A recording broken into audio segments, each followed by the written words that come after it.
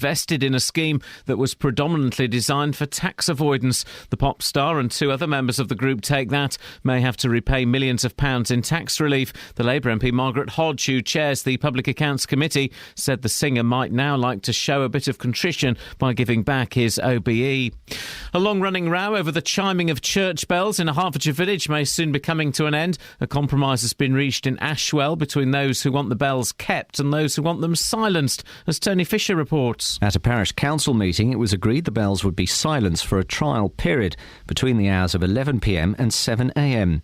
This will give those who want to keep the chimes time to come up with an as-yet untested mechanism to allow the chimes to ring quieter at night and within the legal limits. North Herts District Council says it's pleased with the recent productive discussions and hopes they will result in an optimistic outcome. The number of former British soldiers seeking help from a mental health charity after serving in Afghanistan has jumped by 57% over the past year. Combat Stress says 358 veterans sought its help last year, compared with 228 the year before. The employers' organisation, the CBI, has issued a warning about the risks of rising house prices. It says interest rates may have to rise sooner than expected early next year.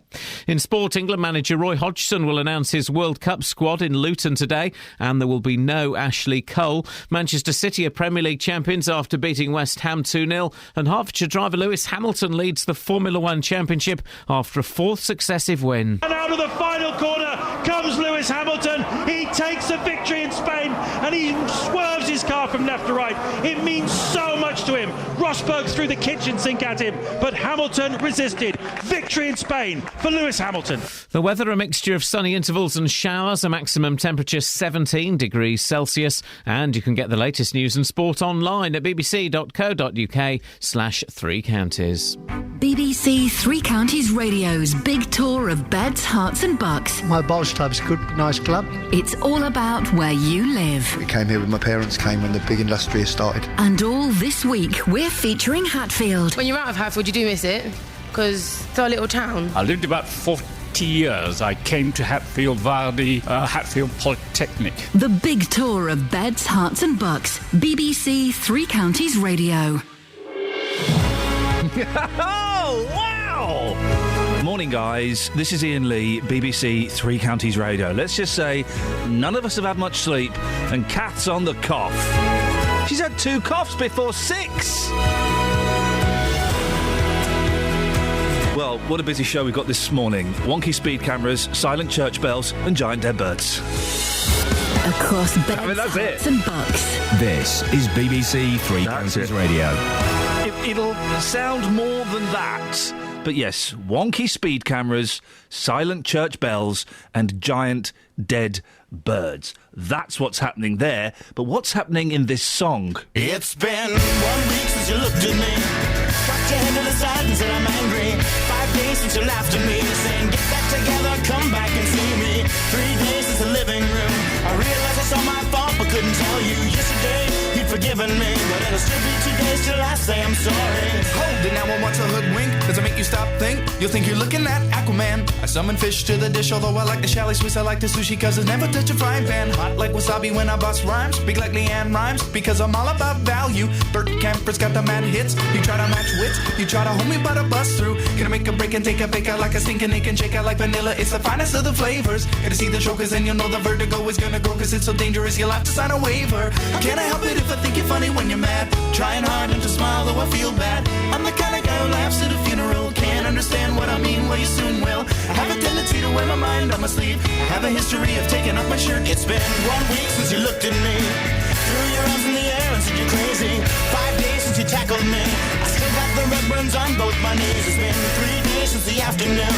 You realize it's not my fault, but I'm only too soon. Yesterday you'd forgiven me, and now I'll sit back and wait till you say you're sorry.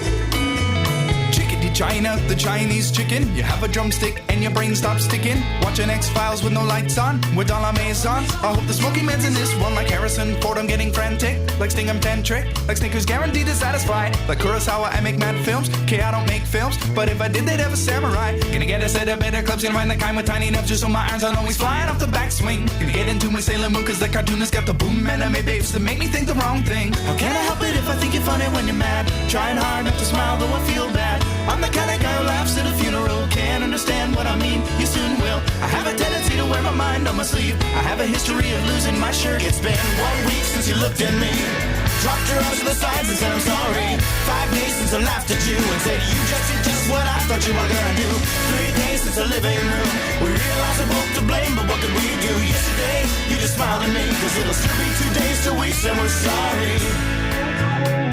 It'll still be 2 days till we say we're sorry. It'll still be 2 days till we say we're sorry. Birchmount Stadium, home of the Robbie.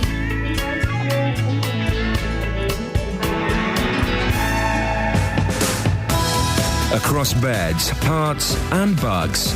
This is Stephen Allen on BBC Three Counties Radio. Huh? Well, oh dear, Catherine, what on earth are you doing and why are you showing me that? 08459 455 555 is the telephone number if you want to give us a call this morning. Now, figures obtained by this show suggests motorists using the M1 through Bedfordshire are much more likely to have been caught speeding on the northbound stretch as opposed to the southbound. 30 times more likely, in fact. We put in a Freedom of Information request to Bedfordshire Police and discovered that the cameras between junctions 10 and 13 southbound only became fully operational in March, a full 7 months after the roadworks finished. Well, our reporter Justin Dealey is at the M1 this morning. Justin, what do these figures show? Morning, Stephen. The figures look at how many enforcement notices were issued by Bedfordshire Police on the M1 between junctions 10 and 13 in the last 2 years. Most likely by the speed cameras, but the figures, they also include people caught by patrolling cars. But to be quite honest with you, I can't remember the last time I saw a police patrol on the M1, but there you go. To explain how this works, the Highways Agency, they control the cameras, but if a driver is spotted going too fast, the police, they're the ones responsible for actually enforcing the law and sending the tickets. So between March 2012 and March 2014, almost 16,000 enforcement notices were sent to people who were driving too fast on the M1. None were sent between December 2012 and July 2013, but the roadworks, they weren't actually fully finished until the end of last summer, of course. Now, on the southbound side, and this is the interesting thing, just 520 notices were sent out. 107 in November last year and 413 in March this year. Now, if we assume that all drivers were issued with fines of, let's say, £100, these cameras have generated more than £1.5 million in the last 2 years, and that money goes straight to the government. What have the Highways Agency and the police had to say, Just? Well, the Highways Agency, they say that speed cameras are just one method of enforcing a speed limit. In a statement, they told us the variable speed limits, they're the ones which appear with the red rings shown on the gantries. They became mandatory as soon as each section was ready. The speed cameras became operational as soon as they were ready. Bedfordshire Police, they're in charge of enforcing the speed limit, and they stress the speed limit is enforceable whether or not the cameras are operational. They also say the cameras needed calibrating, which requires closing the motorway. So since March, enforcement tickets were able to be issued. And if people are fined, does that mean they're always at fault? Well, this is quite an interesting one. We've spoken to a motoring solicitor about this, who says that he gets a lot of calls from people asking for advice about being caught with these variable speed cameras. He says that the police can't prosecute if the overhead speed limit changes less than 10 seconds before you go through it. Now, I think we've all been in that situation, but how do you prove it? Yeah. Unless you've got a camera in your car, it's very hard to prove that. The problem again with these these fixed penalty notices is that the police don't have to provide the evidence against you until you actually go to court. So most people just pay the fine and avoid going to court. Justin, this story, of course, centres on the M1. You're claiming to be at the M1. Can you prove you're at the M1 and not just by another road? No. How can I prove that I'm by the M1? Oh, you tell me. Photo? Selfie? Yeah, I can get you a photograph, a selfie. I'm just by junction 10 of the M1. I can see an EasyJet plane going above. The motorway is moving this morning. Well, I mean, fair play. I could have some car. You could be in the next studio. I could have some car sound effects on and saying, "Oh, the motorway is moving. There's an aeroplane." If you are at the M1, Justin, then fair play. That has really added to the story. Yes. If you're not, then shame on you. No, listen. I promise you, hand on heart, boss. When would I lie to you? There goes the plane. I'm just by junction 10 of the M1. Great sound effects CD, Justin. Excellent stuff.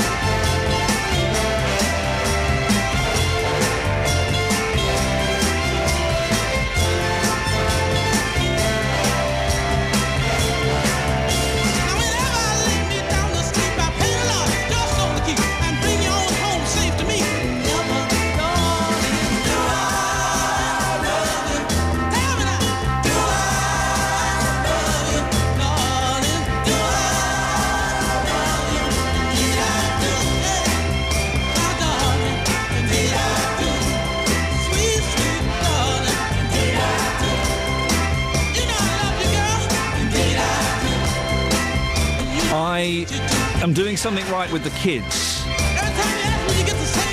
Because yesterday, my eldest, who's 4, get this, Catherine, he said, I want a small CD player. So I said, you've got a CD player. It's got a little portable. So I said, you've got a CD player. No. I want a small CD player. You've got no. I mean, I want a big CD player. I said, what do you want? He pointed to my record player. Oh. He said, I want a small one of those. So where on earth do I buy a small record player from? A well-known auction site, carefully. I used to have a tiny little record player when I was a kid. I'll get him one of those. Yeah. That'll be fine. We'll just sit around playing records. Just don't show him scratching. So I was giving my auntie's dance set and ruined it with a bit of... The thing is, I got so many rubbish old 60s singles. That remember I bought all those singles on eBay? Most of them are rubbish. He can have all them. And he can do what he wants with them and play with them and, Well, my first record, one of the first records I ever got, no, it wasn't. It was about the third and the fourth record. I was into records at about the age of 5, and I had a Monkees record and something else. And I said to my dad, can I have some more records, please? He went, yeah, don't worry, son, I've got loads. And he pulled out the 1812 Overture and the Black and White Minstrels. OK, varied. Yeah, varied. And I'd listen to those as a kid going, yeah, man, these Black and White Minstrels are groovy. What did they sing? Oh, the mammy, the usual kind of... Oh, right. Oh, really? The usual kind of stuff. Wow, I won't be giving him those. Although, I've learned a lot from them. This is Iain Lee, BBC Three Counties Radio. Let's get the travel news now. Here's Alice. Travel news for beds, cards and bugs. BBC Three Counties Radio. Good morning. We've got no delays on the major routes. The M1 and the M25 both looking good at the moment. Some roadworks at the Amwell roundabout to watch out for, though. On the A10, a lane is closed. And also in High Wycombe on Marlow Hill, there are temporary traffic lights near the leisure centre just before you reach the Handy Cross roundabout. I'm Alice Glossop, BBC Three Counties Radio. Thank you, Alice. 6:16, it's Monday the 12th of May. I'm Iain Lee. These are your headlines on BBC Three Counties Radio.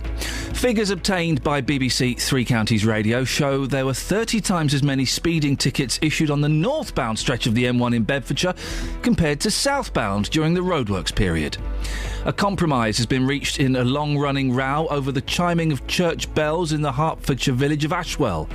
And in sport, England manager Roy Hodgson will announce his World Cup squad at Vauxhall in Luton today, and there will be no Ashley Cole. The Chelsea star has announced his international retirement after being left out. BBC Three Counties Radio.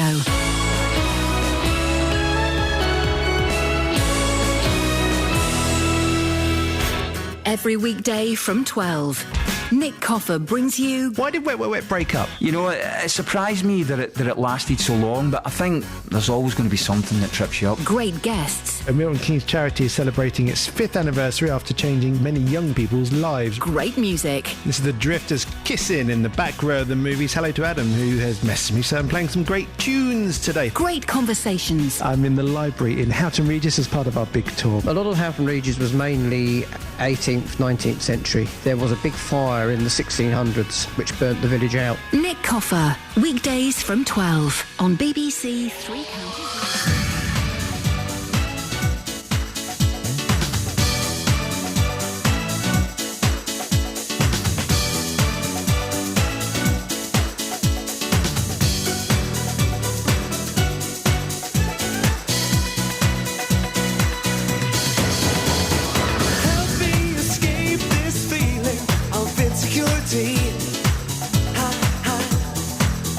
I need you so much, but I don't think you really need me.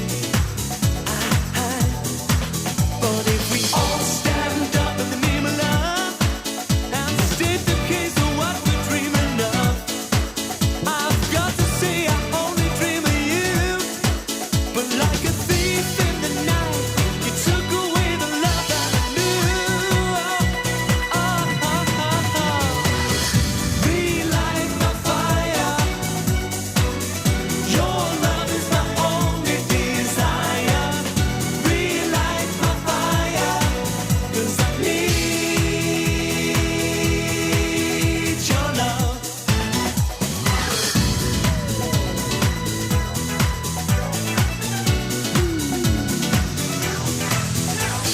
Turn back the time till the days when our lovers knew. Do you remember?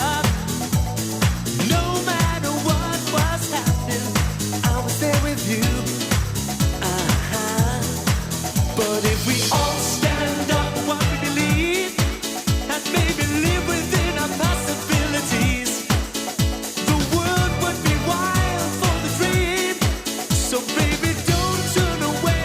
Listen to what I gotta say. Relight my fire. Your love is my only desire. Relight my fire, 'cause I need your love. Relight my fire. Come on, yeah. Your love is my only desire. I need your love. Relight my fire, 'cause I need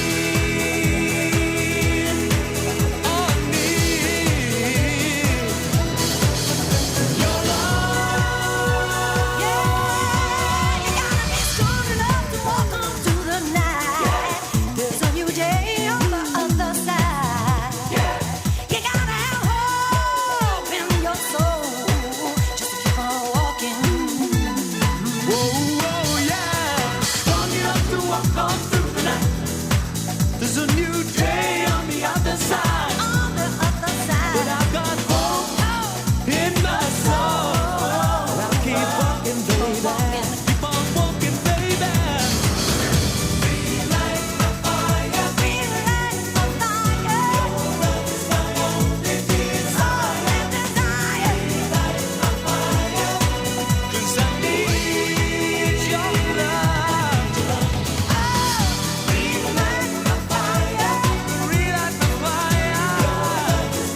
There's a reason we're playing that song. And boy, that doesn't really stand the test of time, doesn't it? Doesn't it sound a bit limp and fey? Oh, shame, isn't it? I thought I was expecting that to rock a bit more. Gary Barlow's in the newspapers, of course, with people clamouring for him to hand over his... Is it an OBE he's got? Something like that. Because he's been involved in a tax scam. He's been involved in a little bit of the old tax avoidance. Him and the other two of the others have invested money into a tax thing. Mark and Howard. Huh? It was Mark and Howard. Which one's... Jason's not. Good Robbie's for Jason. not. Yeah, good old Jason. Jason's probably not got much money, I wouldn't have thought. If you had to rank them in order of wealth, I would put Jason at the bottom. Although he could be second soon. Exactly, because they've got to pay millions back. They've got to pay millions back, so they invested some money in some supposedly a music charity kind of thing, a music therapy charity kind of thing. And then basically the government, the courts have said, well, no, sorry, that was a tax avoidance scheme. You've got to pay it back. And so people are saying that Gary Barlow should give his OBE back. We'll talk about it later. We should send Justin out on that, actually. I'd like to hear your thoughts on it. Has it changed your opinion of Gary Barlow, knowing he's been involved in a tax avoidance kind of scheme? Does it get you angry? I think that's a good phone-in, but I think the question should be, have you gone off Gary? Have you gone off Gary? Have you gone off Gary? Gary. 08459 455 555 is the telephone number if you want to give us a call on that. Did you like the way she did that? I think that's a good phone-in, but I think the question should be, have you gone off Gary? Yeah! 08459 455 555. Bells! Beautiful. Beautiful. Now, these are church bells, OK, and the chimes of St Mary's have been ringing out every 15 minutes since 1856 in the Hertfordshire village of Ashwell. Some residents claim they're stopping them sleeping and should be silenced at night, while others, and I would suggest the vast majority, want them to be left as they are. The bells have been ringing since 1898. There's lots of people in the village that find comfort from the bells. They've been here for countless years. Everybody that I speak to seems to be for these bells, and they find it part of village life. And I can't see why we need to have them toned down. Most people that I speak to that live near the church, my mother included, doesn't have any issues sleeping. After a week or so, you just get used to it and you sleep through the evening. I think they're nice. I think they're part of village life. And if you move to a village, that is what you expect. If you want to move into the country, go miles from anywhere. If you move next to a church, wouldn't you imagine there's a bell there that's going to be rung at some time? Well, the row has rumbled on for months, and now it seems a compromise may have been reached. The parish council says the bells will be silenced at night until campaigners from Save Our Chimes come up with a way of muffling them. Yeah, so they can ring within acceptable decibel levels. Well, joining me now is Martin Butchers from the Clock Specialist, Smith of Derby. Good morning, Martin. Good morning, Ian. How are you? I'm fine, thank you. Are rows like this a fairly common phenomenon? They are indeed. It's industry-wide over the whole of the UK. It's probably not as in-depth as the one at St Mary's in Ashwell. Most places seem to accept that there's a good compromise, good solution, and they run with it. It does seem odd. If you live in a small village and there is a church, then you would expect there to be church bells, wouldn't you?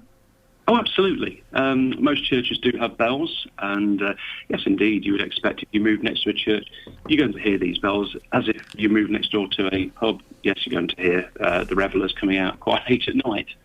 Now, the bells are going to be dampened, muffled. Is that a common solution? Does that happen quite often? It doesn't at all. In fact, I've rarely heard of such a thing. I think I've only come across it once in Cambridge. Somebody tested out this as a solution.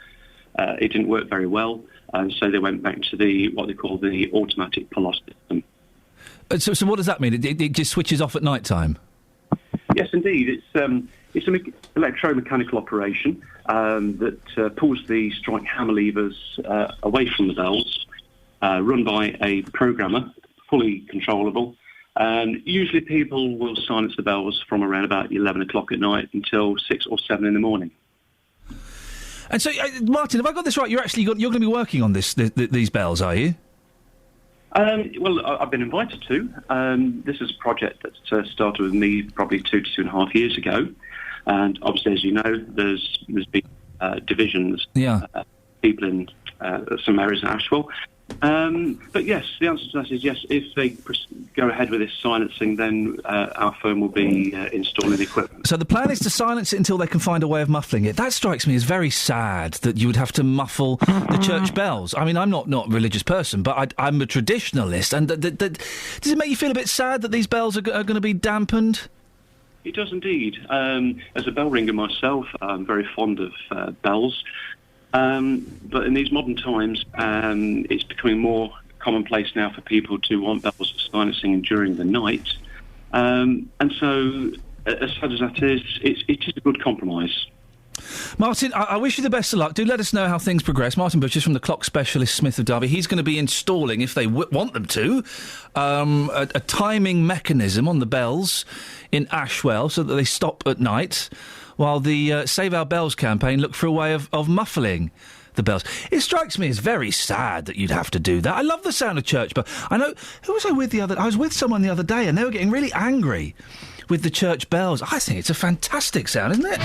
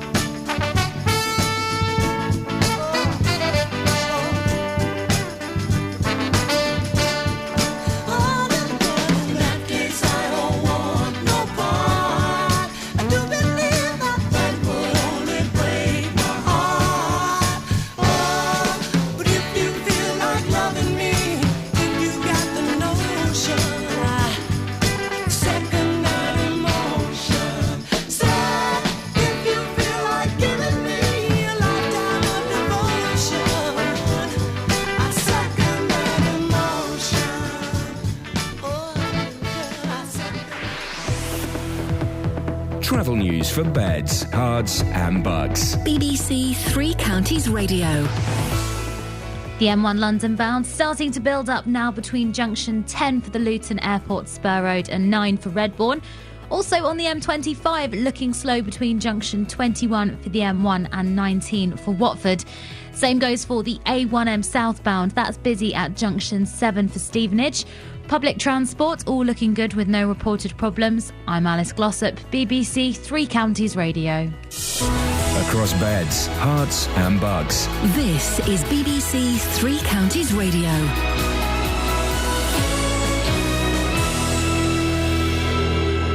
It's 6:30, I'm Simon Oxley. Speed cameras on the southbound stretch of the M1 in Bedfordshire were not fully operational for a large part of the roadworks period. Figures obtained by BBC Three Counties Radio show there were 30 times as many tickets issued on the northbound stretch compared to southbound. A long-running row over the chiming of church bells in a Hertfordshire village may soon be coming to an end. A compromise has been reached in Ashwell between those who want the bells kept and those who want them silenced. And Gary Barlow is facing calls to hand back his OBE after a court ruled that he'd invested in a scheme that was predominantly designed for tax avoidance. Three Counties Sports. BBC Three Counties Radio. England manager Roy Hodgson will announce his World Cup squad in Luton today, and there will be no Ashley Cole. The Chelsea star has announced his international retirement after being left out. Southampton's Luke Shaw will take his place. The squad announcement will be made at around 2 o'clock at the Vauxhall headquarters in Luton. The company sponsor the England team.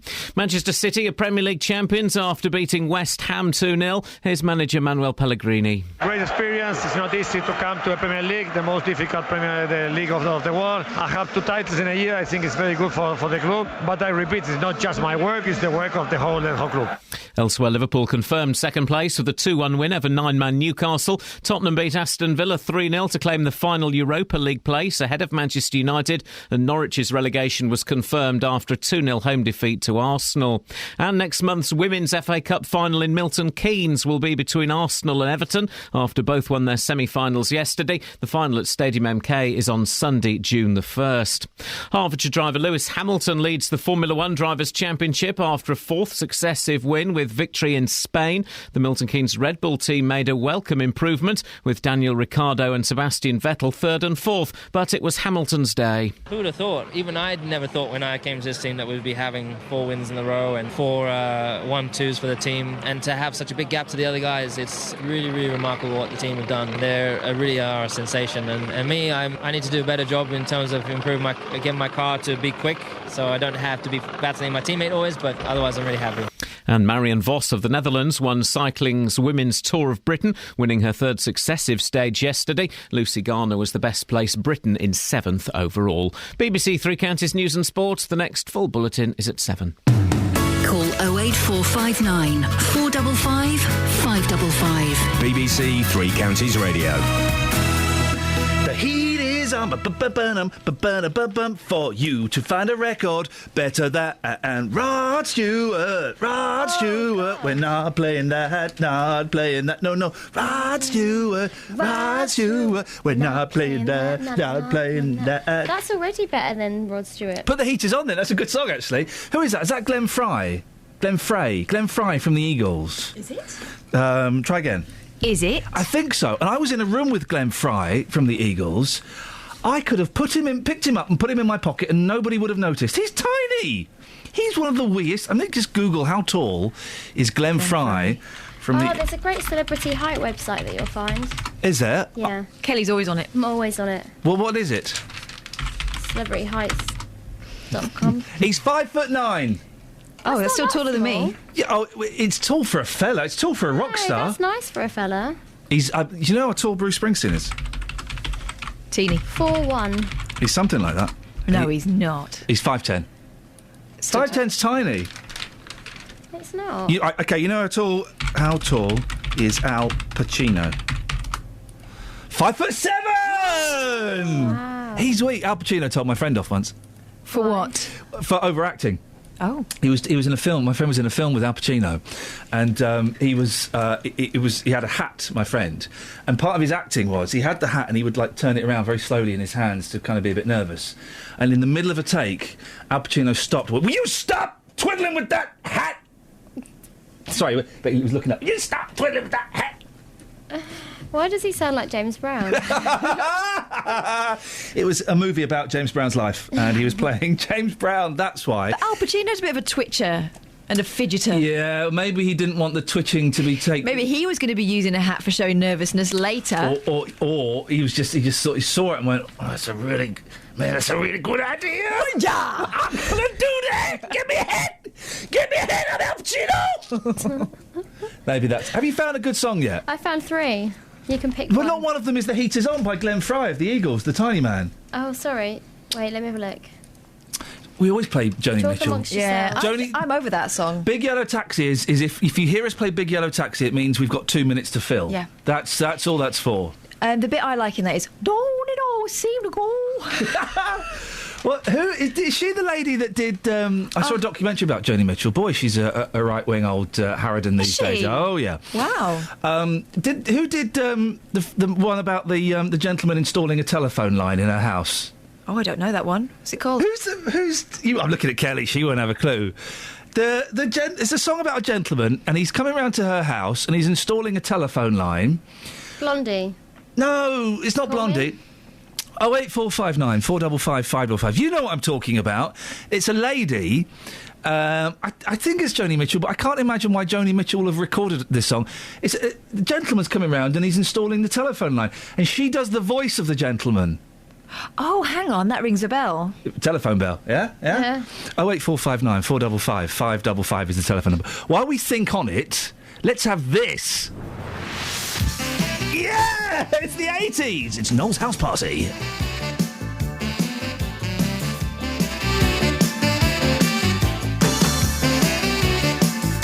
The heat is on the street. Inside your head, on every beat. And the beat's alive, deep inside. The pressure's high, just to stay alive. 'Cause the heat is on.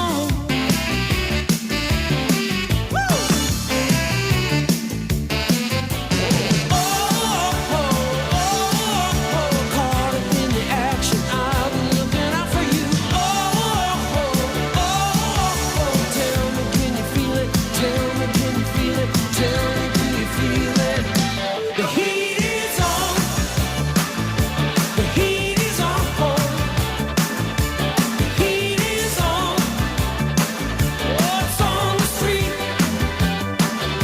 The heat is on.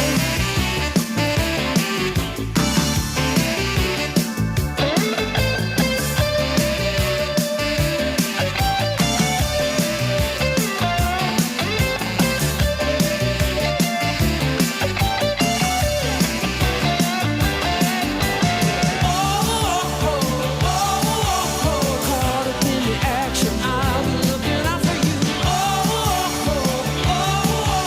Tell me, can you feel it? Tell me, can you feel it? Tell me, do you feel it? The heat is on.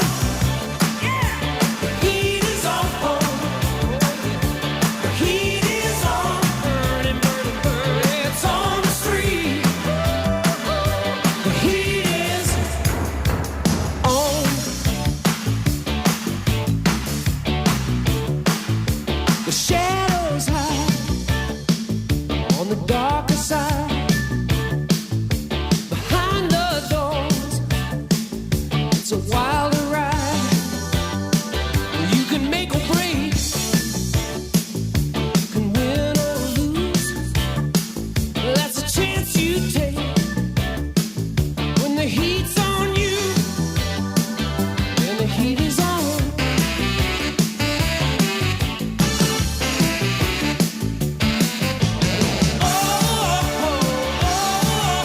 Caught up in the action, I've been looking out for you.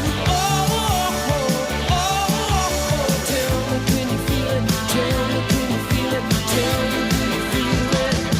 The heat is on. The heat is on. The heat is on. Burning, burning, burning. It's on the street. The heat is on. I can feel the fire. The heat is on. Flames are burning high. The heat is on. Baby, can't you feel it? It's on the street. He'll be mullered. He'll be mullered. I've got some... I've just had an email from Paul Scoyne's got some sad news. Oh, no. Yeah. What's happened? Well, he said it privately, but I'm going to say it because I've started now. Paul Scoyne's, his cat has just been sick. Oh, dear. Bicarb. Yeah. Bicarbon water on that. You'll take the smell out. Catsic is a very special chemical. It really is. That stain, if it's on carpet, that stain will always be there. There is no vinegar, none of that stuff, white wine, none of that stuff will negate the effects of catsic. Persistent stain. It really is. My cat went through a thing of being sick a lot. And it's just that's partly why we moved house, because we couldn't get fresh house. There were little stains all around the carpet. Well, forget that. dear. Let's move. No, did she stop now? Okay, I'm glad. Yeah. But Paul, Paul's listen. just started. Paul, listen. Really wishing you the best of luck on what is going to be a trying day for you. So if you want to call in and wish Paul Scoins, our political correspondent, and his cat luck, 08459 455 Or indeed, if you have any stain removal techniques for catsic. Yeah. Hey, local radio, local and vocal. What have you got in the papers? Because I couldn't find anything. Jellyfish. The group? No. Is there a group? Catherine was talking about jellyfish, and for about 3 minutes we were at complete cross purposes. I was talking about the 80s, 90s soft funk group Jellyfish. Or were they Jelly Bean? Anyway, and you were talking about actual jellyfish. Yeah, they're invading our shores. I'm going to put them in the bracket of stuff that ruins the sea. I hate jellyfish. You can't. Sometimes you can't run along the beach because these are big. They're boys. massive. Look at that. It's 10 foot. Not 10 foot. 5 foot. How would you describe that? It's like someone got some school glue. Yeah. A bucket of it Yeah. and just emptied it out. I'd describe it as a big jellyfish, Kath. There's no need to be. I'm just trying to paint a picture in your mind, dear listener. Think of school glue, that stuff you used to pick off your fingers and Yeah. sometimes put on on purpose. Yeah. Think of that. Yeah. Put it into a great big bowl and then Yeah. just tipped out. Or just think of a really big Massive jellyfish. Yeah, which image is having the most impact on you, Steve? Which one's working best for you? I'm not sure.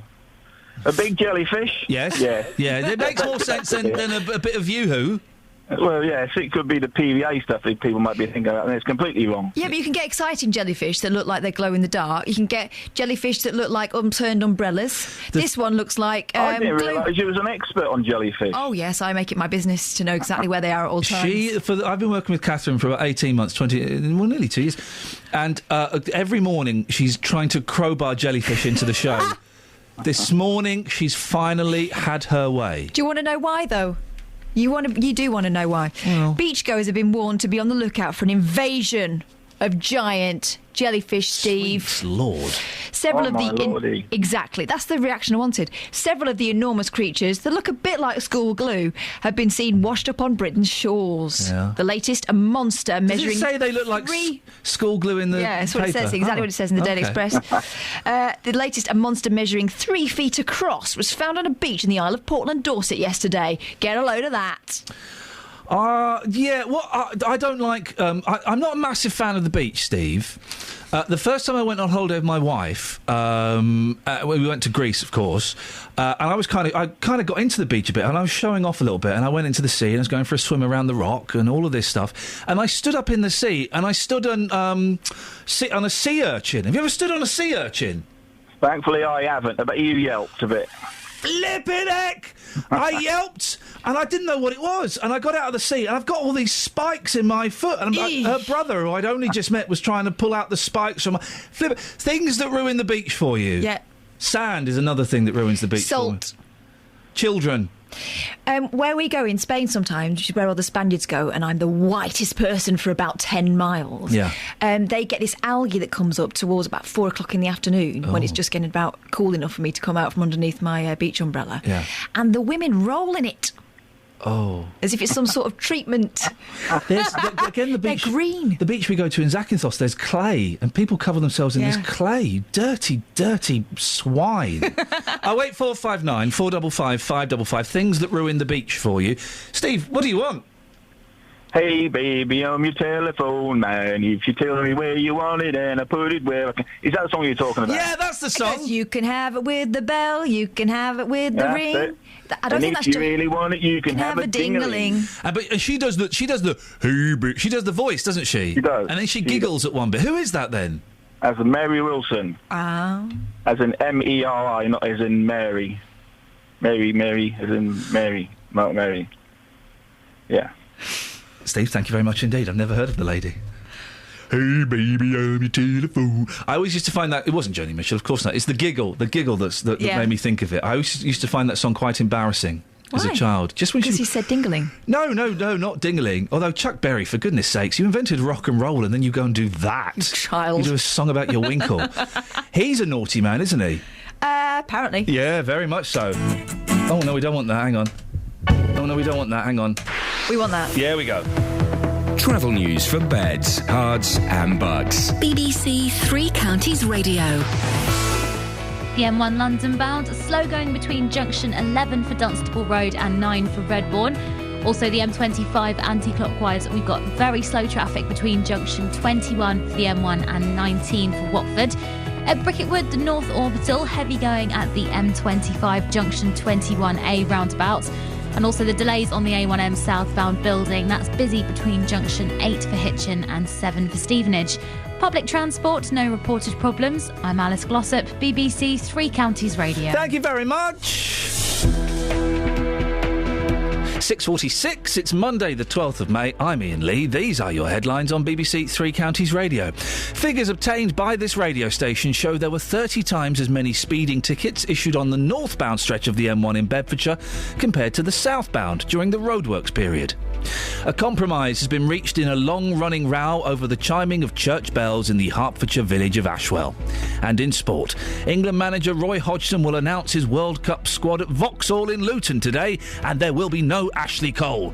The Chelsea star has announced his international retirement after being left out. I like how they announce their international retirement when they've not been picked, when they've been basically been told they're not going to play internationally anymore anyway. Taking the ball home. Yeah, I'm retiring. Well, no, I dumped you. No, I dumped you. I dumped you. Now, I've got some exciting news. Oh, yeah? Yeah, got a new weather girl today. Right. Should we find out? Yeah. Find out if she's any good. Let's get the latest weather. Beds, Herts and Bucks weather. BBC Three Counties Radio.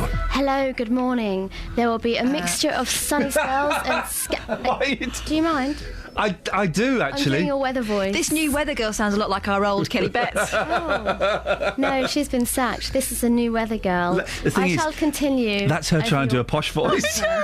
There will be a mixture of sunny spells and scattered showers today. Some of the showers will be heavy and thundery at times, but winds will be lighter than in recent days. Conversational. Therefore, Yes. the nature of the showers are likely to be slow moving, leading to some prolonged downpours in places, particularly over the downs. I'm assuming Dunstable Downs. Feeling pleasant in the sunny spells in between the showers. Maximum temperature of 15 degrees Celsius. That's the weirdest thing I've ever heard. If you believe that, you believe anything. Yeah, fantastic. Thank you, Kelly. Hey, I had a weird thing. I had a weird weather. Okay, so things that put you off beaches. Do I do my normal voice now? Yes. Oh, hi. And weird weather. Right. Weird weather. I had a weird weather thing. It was very rainy at the weekend. Mm-hmm. Saturday, I'm driving. I'm stuck in traffic. Okay, stopped at the traffic lights. On the other side of the traffic lights, it's raining.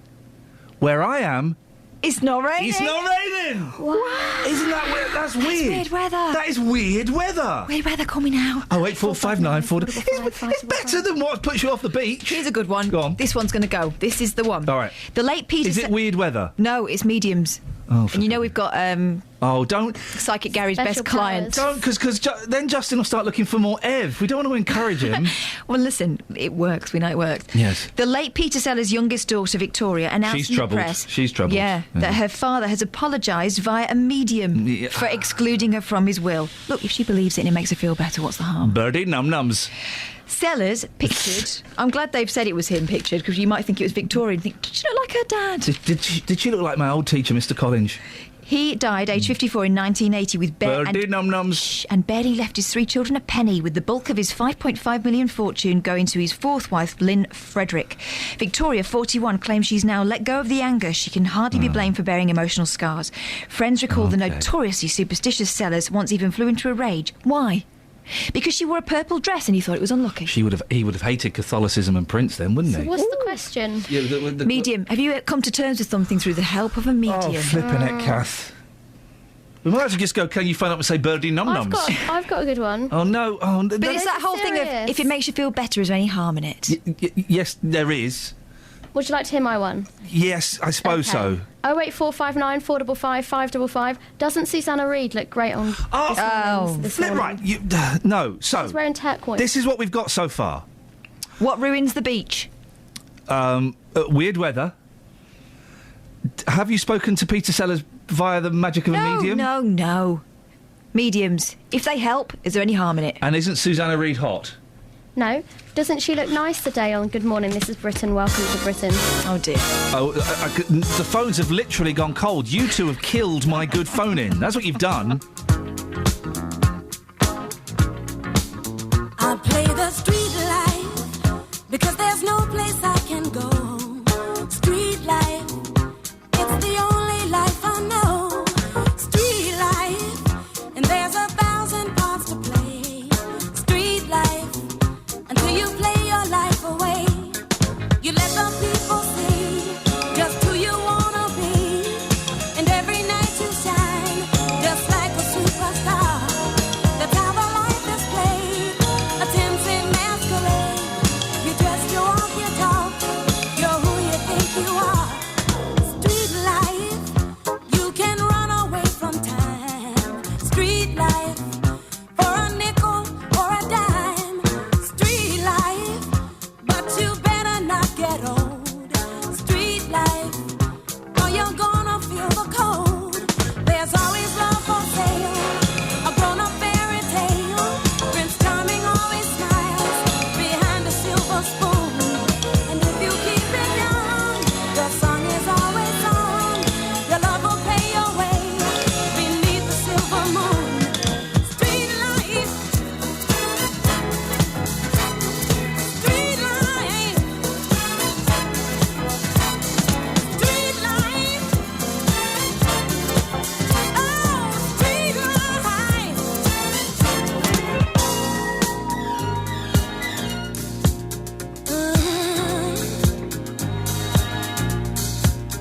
Yeah.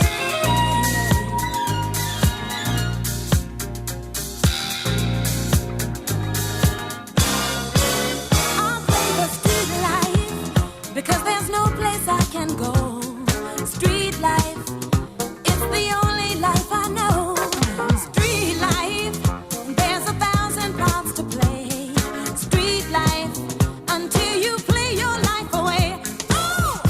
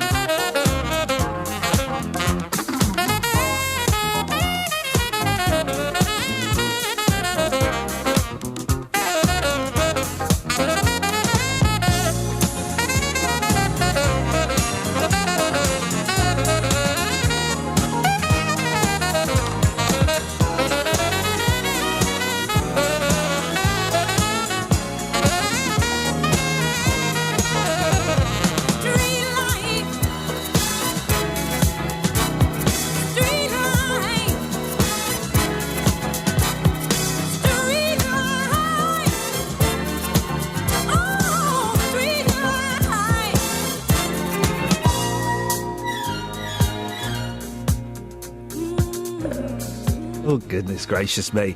Hey, that's a tune, isn't it, just? Ah, morning, boss. That Absolutely is a tune. terrific. Where's Yeah. Randy Crawford these days? Please don't tell me she's dead. No, I don't think so anyway. She's probably at home just enjoying life. She's made so many great songs. She's probably just Well, enjoying retirement. Good for Randy. Randy! The Americans just don't get it, do they? Randy / inappropriate names. Yeah. I mean, come on. Does someone... Slash comes from Britain, doesn't he? He's British. Yeah, I think so. Apparently, do you know what? what? Somebody said to me they saw him in Bucks somewhere at the local vets. So he must be local. Seriously. Getting to. I wonder, because he's British, you'd think someone would have said, hey, Slash, do you know what your name means in Britain, mate? You know, come on, for goodness sakes. Now, Justin Dealey. Yes. We've thrown out lots of things this morning, including, what is it we've talked, what have been the phone-ins? What ruins a beach? What ruins a beach? What ruins a beach? I would say, I tell you what does ruin a beach. I wasn't expecting an answer, I was just telling I've you. had 2 fights on a beach before. Somebody kicked a ball at my fiancée at the time. Got up, I took on 15 of them, and it was one of those uncomfortable moments where you get up and you start something, and then you think, oh, hang on, there's 15. They went, oh, I'm really sorry. So then when they backed down, I then carried on. Did their mum and dads not get involved? No.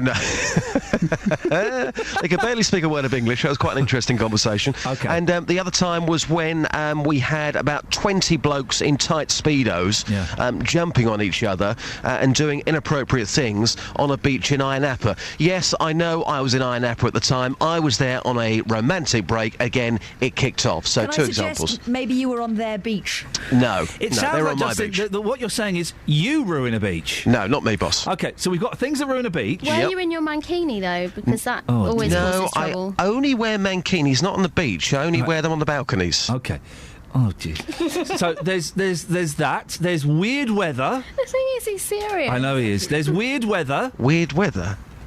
Right, Sorry? okay. Yeah, okay. I was stuck at some traffic lights. On the other side of the traffic lights, it was raining. Where I was, there weren't no rain, it was sunshine.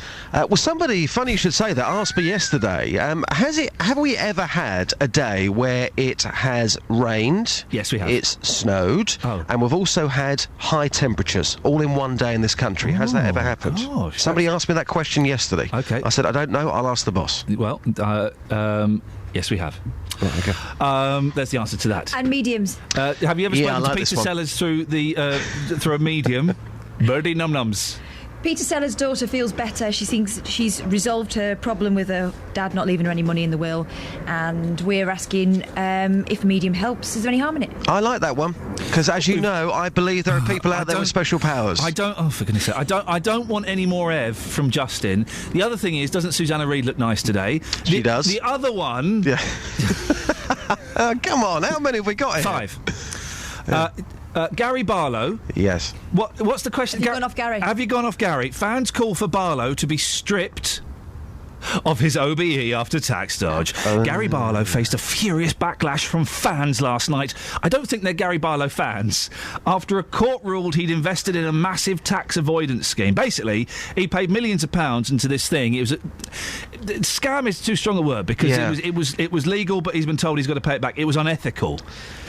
I'll tell you what I'm going to do. Wait, I've got another one first, quickly. No, you haven't. Right, go. We've only got a minute left. I'll do mediums. Seconds. Okay, I'll do mediums. Yeah. I think a lot of people listening right now have stories on mediums, but also Gary Barlow. Yeah. I'll ask people, have they been turned off, was it by Gary, or have they gone off Gary? What was the question? Have you gone off Gary? Have you gone off Gary? Have you gone off Gary? Just going to put it out there. Why do people get so upset about this? Because, as you say, there is somebody earning millions of pounds. If I earned millions of pounds and I was paying 50% tax, and I could do something legally not to pay 50% tax, well, surely everybody would do that, wouldn't they? So what's the problem?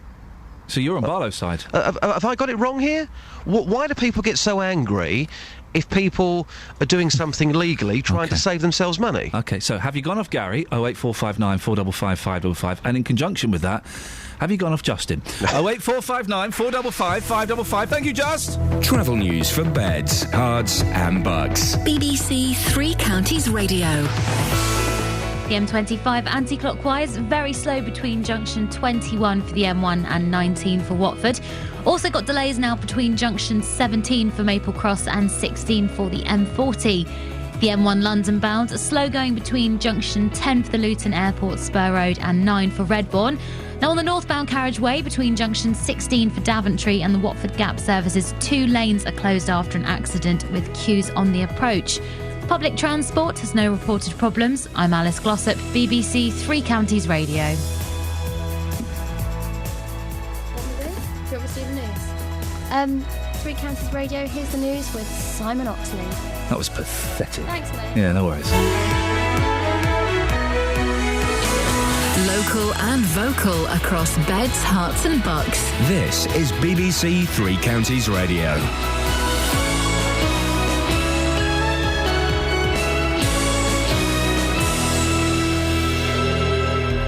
It's 7 o'clock, the headlines. Thousands more speeding tickets on the M1 northbound. Campaigners welcome Hatfield incinerator delay, and Hertfordshire's Hamilton reigns in Spain. BBC Three Counties Radio. Speed cameras on the southbound stretch of the M1 in Bedfordshire were not fully operational for a large part of the roadworks period. Figures obtained by BBC Three Counties Radio show there were 30 times as many tickets issued on the northbound stretch compared to southbound. More from Jessica Cooper. In the last 2 years, between junctions 10 and 13, almost 16,000 drivers were caught speeding on the northbound carriageway, in comparison to just over 500 on the southbound side.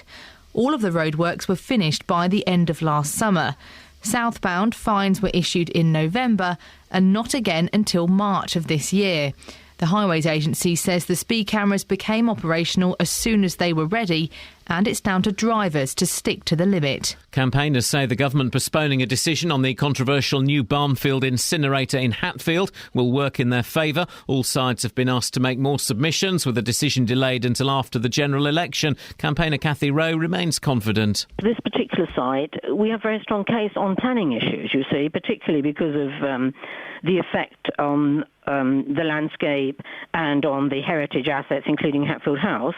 In other cases, not necessarily incinerators, but in other cases, that is obviously considered extremely important. The employers' organisation, the CBI, has issued a warning about the risks of rising house prices. It says interest rates may have to rise sooner than expected early next year. A long-running row over the chiming of church bells in a Hertfordshire village may soon be coming to an end. A compromise has been reached in Ashwell between those who want the bells kept and those who want them silenced. More from Tony Fisher. At a parish council meeting, it was agreed the bells would be silenced for a trial period between the hours of 11pm and 7am. This will give those who want to keep the chimes time to come up with an as-yet untested mechanism to allow the chimes to ring quieter at night and within the legal limits.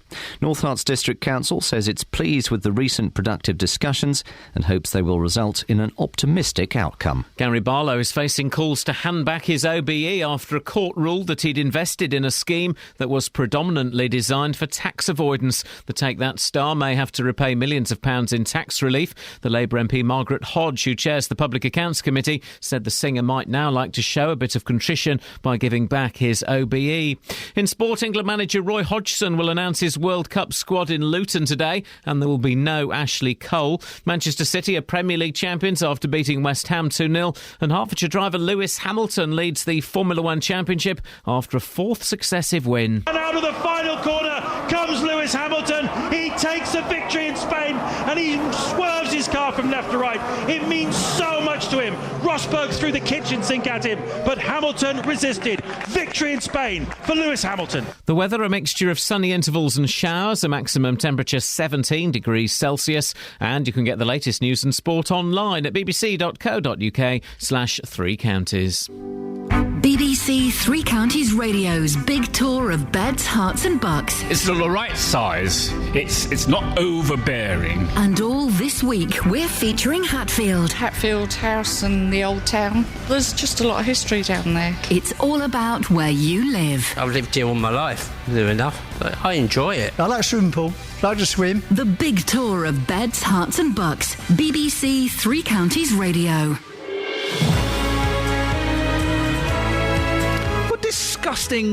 Disgusting human being, and this is disgusting, all right? Disgusting human being has left fingernails in the studio. I saw something, I went, oh, what's that? I touched it, it's a fingernail. It's a small fingernail. I'm gonna touch it, I'm going in.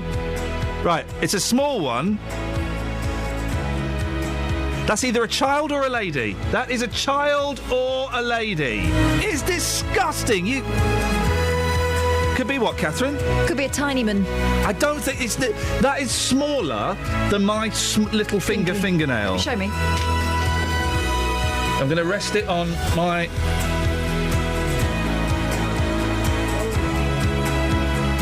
That's tiny. That's a child or a lady? Lady's pinky. It's a lady's brights. OK, so we narrow it down. So what lady... Right, ladies, why would you leave a fingernail in a studio? Also, it looks like they must have chewed it off and spat it out. They've done that? That's the motion. Your tongue has to be involved in when you do it out of a car window and it just goes down your face. Oh, I've never done that. Oh, disgusting. Morning, this is Iain Lee, BBC Three Counties Radio. Big show is happening at some point this week. Catherine, what on earth? My chair's got a dentist.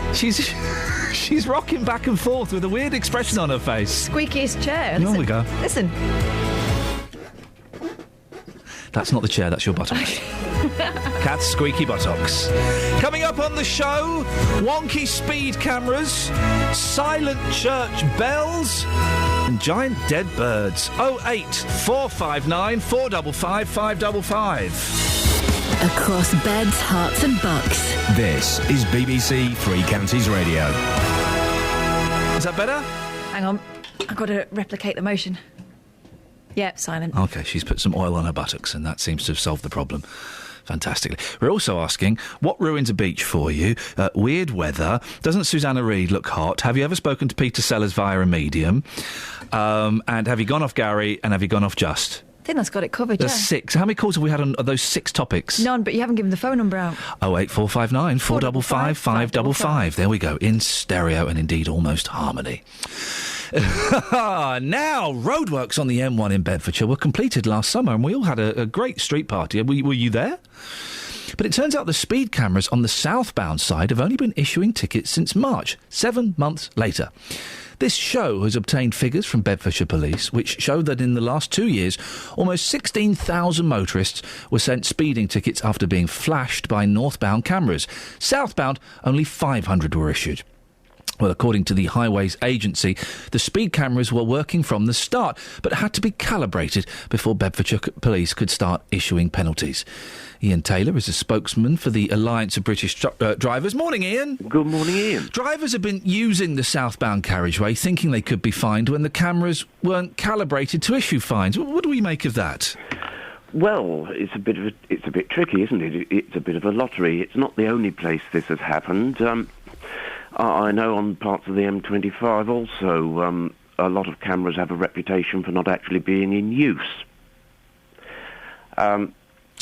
So I guess we should be sticking to the speed limits anyway. So does it really make a difference? Probably not a lot, actually. That's an amazing difference between the north and southbound, and those that have been working have given an awful lot of penalties out. And of course, they were given penalties out to people who are driving along much as they normally do, who weren't causing any particular trouble. When that many people get penalties, I think the question seriously has to be asked, are the limits set right? You're suggesting that maybe we should increase the limit? Yes, it's something the Alliance of British Drivers has long wanted, the limits to be up somewhat to what people are actually doing. Well, some people are doing various different speeds. I've been doing a lot of driving recently to Birmingham and to Manchester, and I have seen people... I've been doing 70, and I have seen lots of people bombing past 80, 90, 100 miles an hour. What would you recommend it's increased to, Iain? Right, well, of course, the government did tempt us by saying they were thinking of putting it up to 80, which is something we would thoroughly approve of. There are, in fact, some people in my organisation that would like to see it be 90, but certainly at least 80.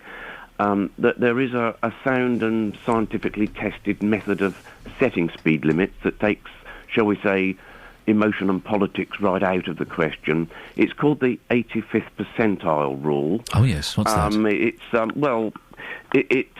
It's too complicated to go into. It would take too long to go into in detail now. Basically, it means you take a good day in good weather in free-flowing traffic and measure the speed of all the traffic, and you set the speed limit at 85% of what the average, what most people are doing. Oh, blimey, OK. It increases compliance. There is some evidence from around the world, in fact, that it actually improves your accident rate. And, of course, you don't have all the bother of people getting penalties. If anyone wants to know more details about that, there's a full explanation of the whole thing on the ABD's website, abd.org.uk, along with our reasons for recommending this. One of the things that is on the M1, it's on lots of motorways now, is the variable speed limit. You'll be driving along at 70, and then the sign will flash up saying 50, and then the next sign will say 60. Does that have any impact, apart from frustrating people? Well, yeah, it certainly frustrates people. It sounds marvellous when you first talk about it, because if there's an accident or something holding people up, it can act as a forewarning. Yeah. Unfortunately, like so many drivers, I too have had the experience, you get these things do flash up, very often without a proper explanation of why, and you drive for miles and then it comes off and there seems to be no reason for it. Yeah. Now, that can have a negative effect, because once that's happened to you a few times, drivers stop taking so much notice of it. And there are occasions where it does need to be taken notice of. It is, and this is an issue we've talked about a lot, Ian, that people become frustrated and start to disbelieve the motorway signs, don't they? I know, and that is another thing about motorway signs. Sometimes they can give out really useful information, but there's other times when they're just used to put, shall we say, somewhat inane little slogans up. Oh, wear a seatbelt. Hey, don't text and drive. That's right. Thanks, guys. Yes, hadn't thought of that. My favourite sign, I've seen lots of these recently, this sign is not in use. Have you seen those ones? Not very often, but I have seen them, yes. What if they're not using them, why switch them on? Yeah, ladies and gentlemen, you speak the sense. Ian, it's good to talk to you. Thank you very much. Ian Taylor, spokesman for the Alliance of British Drivers. This sign is not in use. It's a great sign, isn't it? Fantastic. 08459 455 555. Across beds, hearts and bucks. This is Ian Lee. Right. BBC Three Counties Got another one. Here we go. Number 7. Phone in number 7. Okay. Good or bad endings to TV shows. Right. I finally, and no spoilers, don't worry, I finally got around to watching the end of Breaking Bad last night. I'd forgotten I'd not seen the last 6 episodes, and so I had a mad weekend of watching Breaking Bad. Have you ever seen it? No.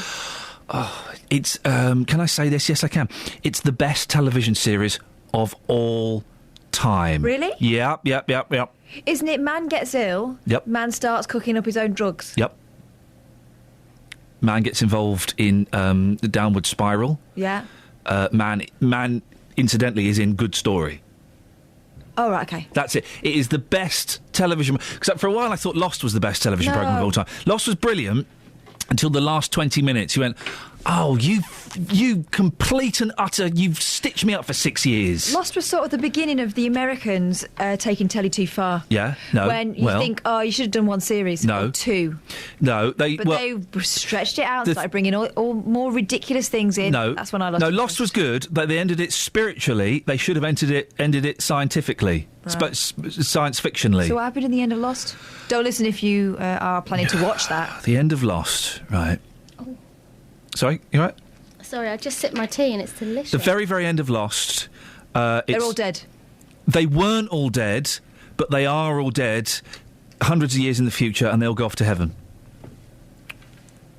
Oh. Yeah, I know, and I bought into What's Lost. Polar Bear about then? Well, they didn't explain a lot of other things as well. They copped out. Whereas Breaking Bad, they tied up all of the loose ends. It was all beautifully done. Everything was resolved. It was wonderful. So, good and bad endings of television series. Call me now, 08459 455 555. Kelly Betts. You didn't let me do my one. Inappropriate artist names. Call me now, 08459 455 555. So we've got Slash. Lulu. Yeah. Randy Crawford. Yeah. Bono. Yeah, Oh, I'll do. come on. What? I'll love that. I mean, because it's like a dog food, yeah? Oh, good. Yeah. I don't know what you were thinking, Kels. That's it. We've done them. No, we haven't. Good phone in. There'll be loads more. Well, hang on a second, Kath. You put forward 3 phone-ins and you've had no phone calls about those. So don't diss Kelly Betts for at least having a blooming good go. People are digesting it, No that's worries, why. mate. People are digesting it. Top of the Lake, that was good. Did you watch Top of the Lake? What? That was a brilliant ending. What? A brilliant. Well, I don't even know what Top of the Lake is. Oh, catch up on it. Well, I'm not going to. It was a 2013 television miniseries She said reading it from Wikipedia, yes. with Elizabeth Moss off of Mad Men in it. Yeah. And Holly Hunter's in it. All right, here we go. Here's number 8. What? Number 9, because we've got inappropriate rock star names. Number 9 is TV series you bailed out of. Mad Men. I got so did I. 4 episodes. I enjoyed the first series, but not a lot happened. And in the second series, not a lot happened. I thought, forget this. Yeah, too much of a commitment. Forget this. I've got number 10. Yes. Should I buy some heart-shaped glasses like the 60s for Glastonbury? My youngest was wearing some pineapple glasses at the weekend, and it really made me chuckle. Amazing. It really made me chuckle. Good for him. But he's 2. Saying. I just ordered my boy a record player. Did you? Yeah, he said he wanted a record player at the weekend. I've just ordered him one, 40 quid. A proper one, not Yeah. one of the kids' plastic No, ones. proper one, plays records, brand new. It's new? Cheap, It's cheapy Wow. little things, built on speakers. I wish I was your son. Yeah, well, in many ways, you are. Good chat. Great bands, guys, great bands. Not forced in the slightest. Travel news for beds, cards and bugs. BBC Three Counties Radio. The M25 anti-clockwise, queuing between junction 18 for Chorleywood and 16 for the M40. The M1 London bound looking slow now between the Toddington services and junction 9 for Redbourne. Also the A1M southbound heavy going between junction 8 for Hitchin and 7 for Stevenage. Looking on the speed sensors in Harpenden, the High Street heavy going in both directions around Station Road. Public transport has no reported problems. I'm Alice Glossop, BBC Three Counties Radio. Thank you very much, Alice. 7:16, it's Monday, the 12th of May. I'm Iain Lee. These are your headlines on BBC Three Counties Radio. Figures obtained by BBC Three Counties Radio show there were 30 times as many speeding tickets issued on the northbound stretch of the M1 in Bedfordshire compared to the southbound during the roadworks period. A compromise has been reached in a long-running row over the chiming of church bells in the Hertfordshire village of Ashwell. And in sport, England manager Roy Hodgson will announce his World Cup squad at Vauxhall in Luton today. Ashley Cole has announced his international retirement after being left out. Oh, boo-hoo, Ashley! BBC Three Counties Radio.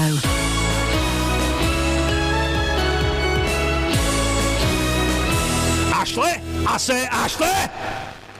Every weekday morning from 9. Good morning, welcome to the JVS show. Your local stories. Have you had to rebuild your life after being a victim of crime? Do you think it's inhumane to keep people in prison for life? Do you think that immigration needs to stop? Your local life. Why do 70% of this country feel immigration is wrong? We've actually got an open doors policy. I am just so angry listening to some of them people. What the government are doing, they'll start introducing American-type sentencing, like 200 years in prison. The JVS show. British people are not xenophobic. Weekday mornings from 9 on BBC Three Counties Radio. Now, there are some people in Ashwell, the wonderful, marvellous, picturesque, beautiful village of Ashwell, that want the quarterly chimes on the church turned off at night. Other people want them kept. Now, I'm a big fan of the church bells. Love church bells. I think it's wonderful. And hey, guess what? If you move into a village that's got a church and church bells, then you might have to listen to church bells. Well, a compromise may have been reached. The parish council says the bells will be silenced at night until those behind the Save Our Chimes group in the village develop a new mechanism to allow them to ring quieter and within the legal limits. Well, Chris Pack is from Save Our Chimes. Morning, Chris. Morning. Give us a little bit of a background to this. Well, why do some people want the church bells stopped? Well, they're complaining that they're getting lack of sleep during the evenings, between the hours of 11 at night until 7 in the morning. The North Herts Council were threatening to serve a noise abatement notice because they were above the decibel limit. So it's been an ongoing saga for probably 18 months, and we feel now that there is some light at the end of the tunnel, if you like. So the compromise is you have to the bells will be switched off at night until you find a bell muffler. Yes, we have. Well, we've got basically we want the 100% support of the parish council now to work on our mechanism. We have 6 months, or as long as it takes, and that was written down from the meeting of the parish council. We've been in contact with a clock engineer who is very, very confident. And I've had a long conversation with him yesterday, very, very confident that what we can do is, once it arrives round to 11 o'clock in the evening, the mechanism will slow down and it will make the chimes just below the decibel limit required. So it's a slow. So you're not going to put a sock on the end of your bell. It's slowing down that will silence or make it softer. Yeah. Yeah, so this mechanism will cut in at 11 o'clock in the evening, and it will run through until 7 o'clock in the morning, and then the chimes will be exactly as they are during the day. Now, as far as I'm aware, I don't want any names, of course, but there's only a handful of people that are upset by this, aren't there? Yes, there are, yeah. Do you think that will appease them? To be perfectly honest, from what Andy Godman has said at North Herts District Council, it wouldn't make any difference, because if they are below the decibel limit, as guidelines from the World Health Organisation, they couldn't complain anyway. Well, they could still complain. They just wouldn't necessarily have a legal the point to complain from. Exactly, and then there would be no threat of a noise abatement notice. But do you think that whether it's within the legal limits or not, do you think that this will appease those people who are upset? I would like to think that they would take that as a resolution, but then obviously in the statute of law they couldn't complain anyway, even if they were ringing at night. The only real losers out of this are the people in the village that are the blind, the hard of hearing, and quite a number of the blind, the hard of hearing. Well, a lot of them use it for obviously, and there's older people in the village that have lived in the village near to the church, live on their own. They're going to lose out on something that they've had for many, many years. That's the only shame of it. I'm confused. Why will the blind and the elderly lose out? Well, because a lot of the blind, maybe blind people and partially deaf people listen to the chimes to know what time of day it is. They've got watches though, haven't they? They'll have watches. Well, but a watch wouldn't be good to anyone who's blind. No, you can get speaking watches. I think the majority of blind people have speaking watches. I get that. It's just, to be perfectly honest, it's more about history as well. They've been ringing for so long, and this could be a very positive thing for other people all over the country if we can develop this mechanism, because this is going on all over the country. Supposing your new system doesn't work, Chris, and it is ruled that the bells have to be switched off between, say, 7 at night, it's 11 at night, isn't it, and 6 in the morning? Yeah. Supposing they have to be switched off permanently, how devastating would that be for you? It would be devastating, but we are very, very, very confident that this solution will work. We've had a conversation with the engineer. I had a very, very long conversation and meeting with the engineers yesterday, and they are more than confident that this solution will work. Final question, Chris. If they were switched off, how would that make you feel as a person? I'd feel that we'd sort of, in essence, let the rest of the village down, because everyone has been very, very supportive of our fundraising. We've got to pay for the mechanism ourselves, which is £3,000. We are raising money, and to be perfectly honest, I can't see any reason why we wouldn't raise the remainder of the money to do it. Well, Chris, listen, thank you very much. Do let us know how developments develop, really. It's Chris Pack from Save Our Chimes. Listening to that is Lisa Lavia from the Noise Abatement Society. Good morning, Lisa. Good morning, Ian. It seems a solution is on its way, but should it really have come this far? Well, ideally not. It's always best, of course, if communities can find a workable solution for noise problems that doesn't lead to this level of, division within the community over time. However, what is good about this is that even in adverse circumstances, the community is at least trying to work together and looking at all options, and at least they've been open to that. So we certainly would hope that they would find a solution that would work for them all. Lisa, it's only a handful of people that have complained. As far as I know, it's 3 or 4 people who've moved into the village, and I may have got this slightly wrong, but have moved into the village and have kind of kicked up a fuss. Is that fair against the people that have lived there all their lives? Well, what's important to realise with the way the noise law works is that it's for the protection of everybody.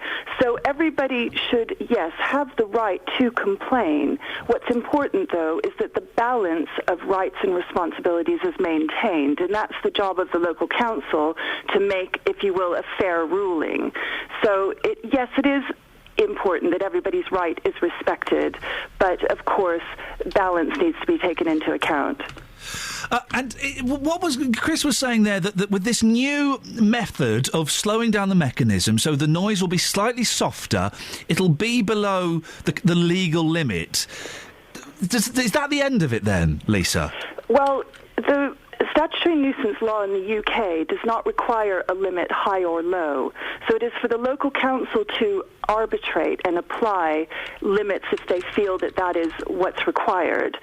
So lowering the limit of the chime in and of itself doesn't necessarily have a legal bearing, but what it does mean is it could absolutely stop the complaints, because this gets into the tonal quality of the sound, and these sorts of differences can absolutely make the difference between something causing a nuisance or not, and the engineer will have certainly have thought of that, which we applaud. Have you come across many stories like this? We do get, I would say, regular complaints for people who are concerned about church chimes, and it does seem to be a mechanism to do with the chimes rather than the bells themselves. Right. So this could really help a lot of people if this gets sorted. Well, fingers crossed it comes to a peaceful solution. That's pun is intended. That's Lisa Lavia from the Noise Abatement Society. A statement from North Herts District Council. Andy Goodman, Head of Housing and Public Protection, said, "We are pleased with the recent productive discussions, which we will hope will result in an optimistic outcome." Girls, I've just sent you an email. You might want to click on that. It's been sent to me by Dan on Twitter. It's from someone's posted how much they enjoy the show and what they like to do when they're listening to the show. No. And Hang on, I'm not opening it. Turns out there was no need for you to send us that. There was every need. I want you to see how popular I am with people. When was that picture taken? That was a long time ago. I was taken it was taken a while ago. You looked like you were in deep thought. What were you thinking of? I was thinking I'm having my photograph being taken at great expense by a man who's smoking on a joint. How good is this photo going to come out? I bet it's rubbish. And boy, I was correct. That really. Anyway, the photo's irrelevant. It's the description of what someone gets up to whilst listening to the show. I just want you to know that I'm still popular. Did you post that, Kath? Because it is what she does in here. Well, Carpet Martin. If that were the case, we'd be in a whole lot of trouble. I can't even retweet that tweet, Dan, but thank you very much indeed. Wow. Carpet Martin says, best TV series ever, Brushstrokes. What? You don't know what Brushstrokes is, do you, Kels? No. What I wouldn't have given to have drunk in Elmo's wine bar. And also, I bailed out of The Wire after 2 episodes. It was all about popping caps and calling each other names. That's not for me. I tried The Wire. I did 4 episodes of The Wire. And I just didn't they're all mumbling. I started watching The Following recently. That's the Kevin Bacon thing. I've watched about 4 before I started getting up, walking around the room, finding other things to do. You're not following The Following? No. What's the French thing? Oh, that was good. The zombies. The others. Brilliant. Is that worth having I might go for that next. For sure. And the good... Well, I'm not going to spoil it for you. Well, you're about to. No. You're still going to. Don't even say that sentence. The good thing don't. No. The good thing is everyone sees it differently. You've totally ruined it for me. It's not like the Americans where they say, and by the way, this is what happened. Spoiler alert, guys. Thanks, Catherine. No, I still don't know what went on, but I still loved it. Oh, look, Kelsey's looking at Mum and Dad arguing. I just want a happy home. You ain't going to get one here, love. Travel news for beds, cards and bugs. BBC Three Counties Radio. On the speed sensors in Redbourne, Dunstable Road looking very heavy as you head from the M1 towards the centre of town. Also in Kings Langley, there are queues on the A41 as you approach the M25. On the M25 itself, anti-clockwise carriageway very slow between junction 21 for the M1 and 16 for the M40. And on the M1 itself, the London-bound carriageway struggling between the Toddington services and junction 9 for Redbourne. Public transport has no reported problems. I'm Alice Glossop, BBC Three Counties Radio. Across beds, hearts and bugs. This is BBC Three Counties Radio.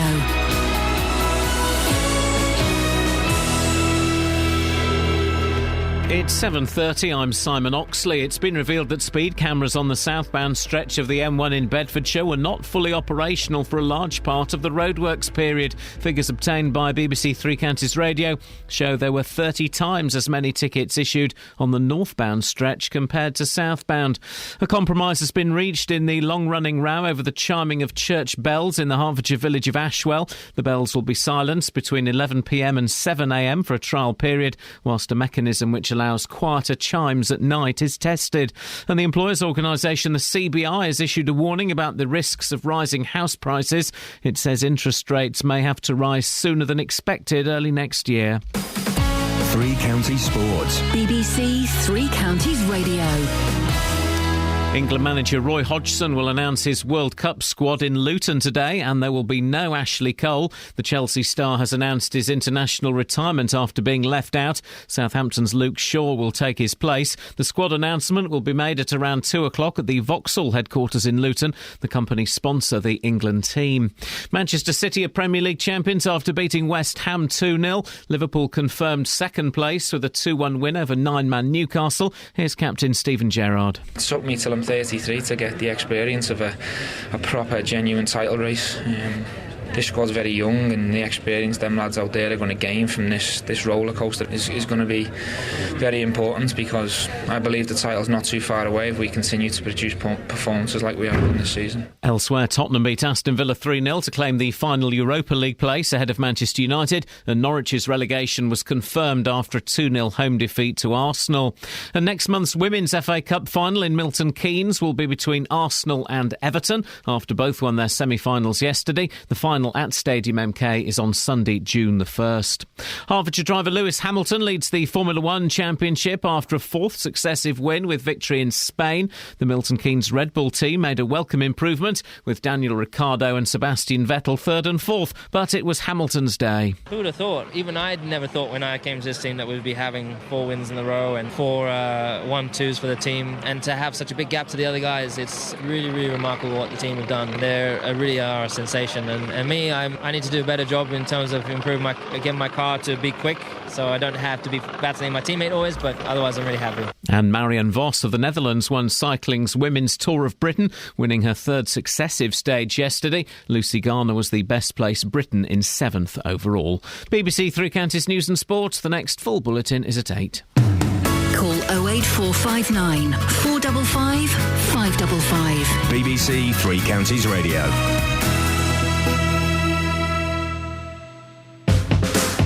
Across beds, hearts and bucks. This is Iain Lee. BBC Three Counties Radio.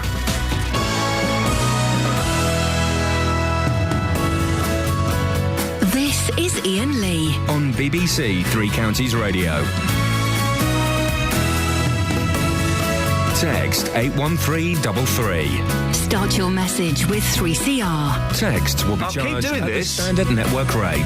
BBC Three Counties Radio. I'm kind of on a strike. I'm waiting for Justin Dealey to come on, as he's on next, and until he comes on, I'm going to keep hitting the jingles. All right, boss. All right, boss. All right, Just. I like your shirt. Oh, here we are. Fader 3. All right, Just. Hey, morning, boss. Good morning, Just. How are you, boss? I'm good, thank you, Just. Lovely. How are you? Yeah, very well, thank you. Very well indeed. Now, listen, busy show this morning. Yeah. Gary Barlow. Yes. Gary Barlow. Fans call for Barlow to be stripped of his OBE after tax.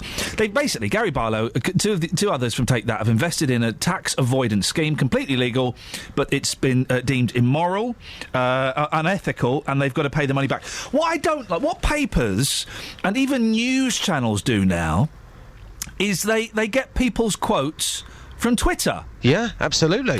Well, You've got to be careful what you say on Twitter these days. But that's not news. They've got just like Joe Public commenting on this. They do this on Sky and they do this on the BBC. They are not journalists. They are just people giving opinion. It is irrelevant. Oliver James says, I don't blame Barlow for avoiding tax. I've been avoiding his music for years now. Clever. Liam Connell says, I wonder if Gary Barlow's OBE is redeemable against tax. And Mark Gower says, shame Barlow, can we take that OBE back? What's he actually done wrong? Sorry? What's Gary Barlow actually done wrong here? Can somebody explain this to me? He has invested in an unethical tax haven to save himself money, to save himself contributing to the British society. Is it illegal? No, sir. OK, so why are we talking about it? Well, do you see what I'm saying?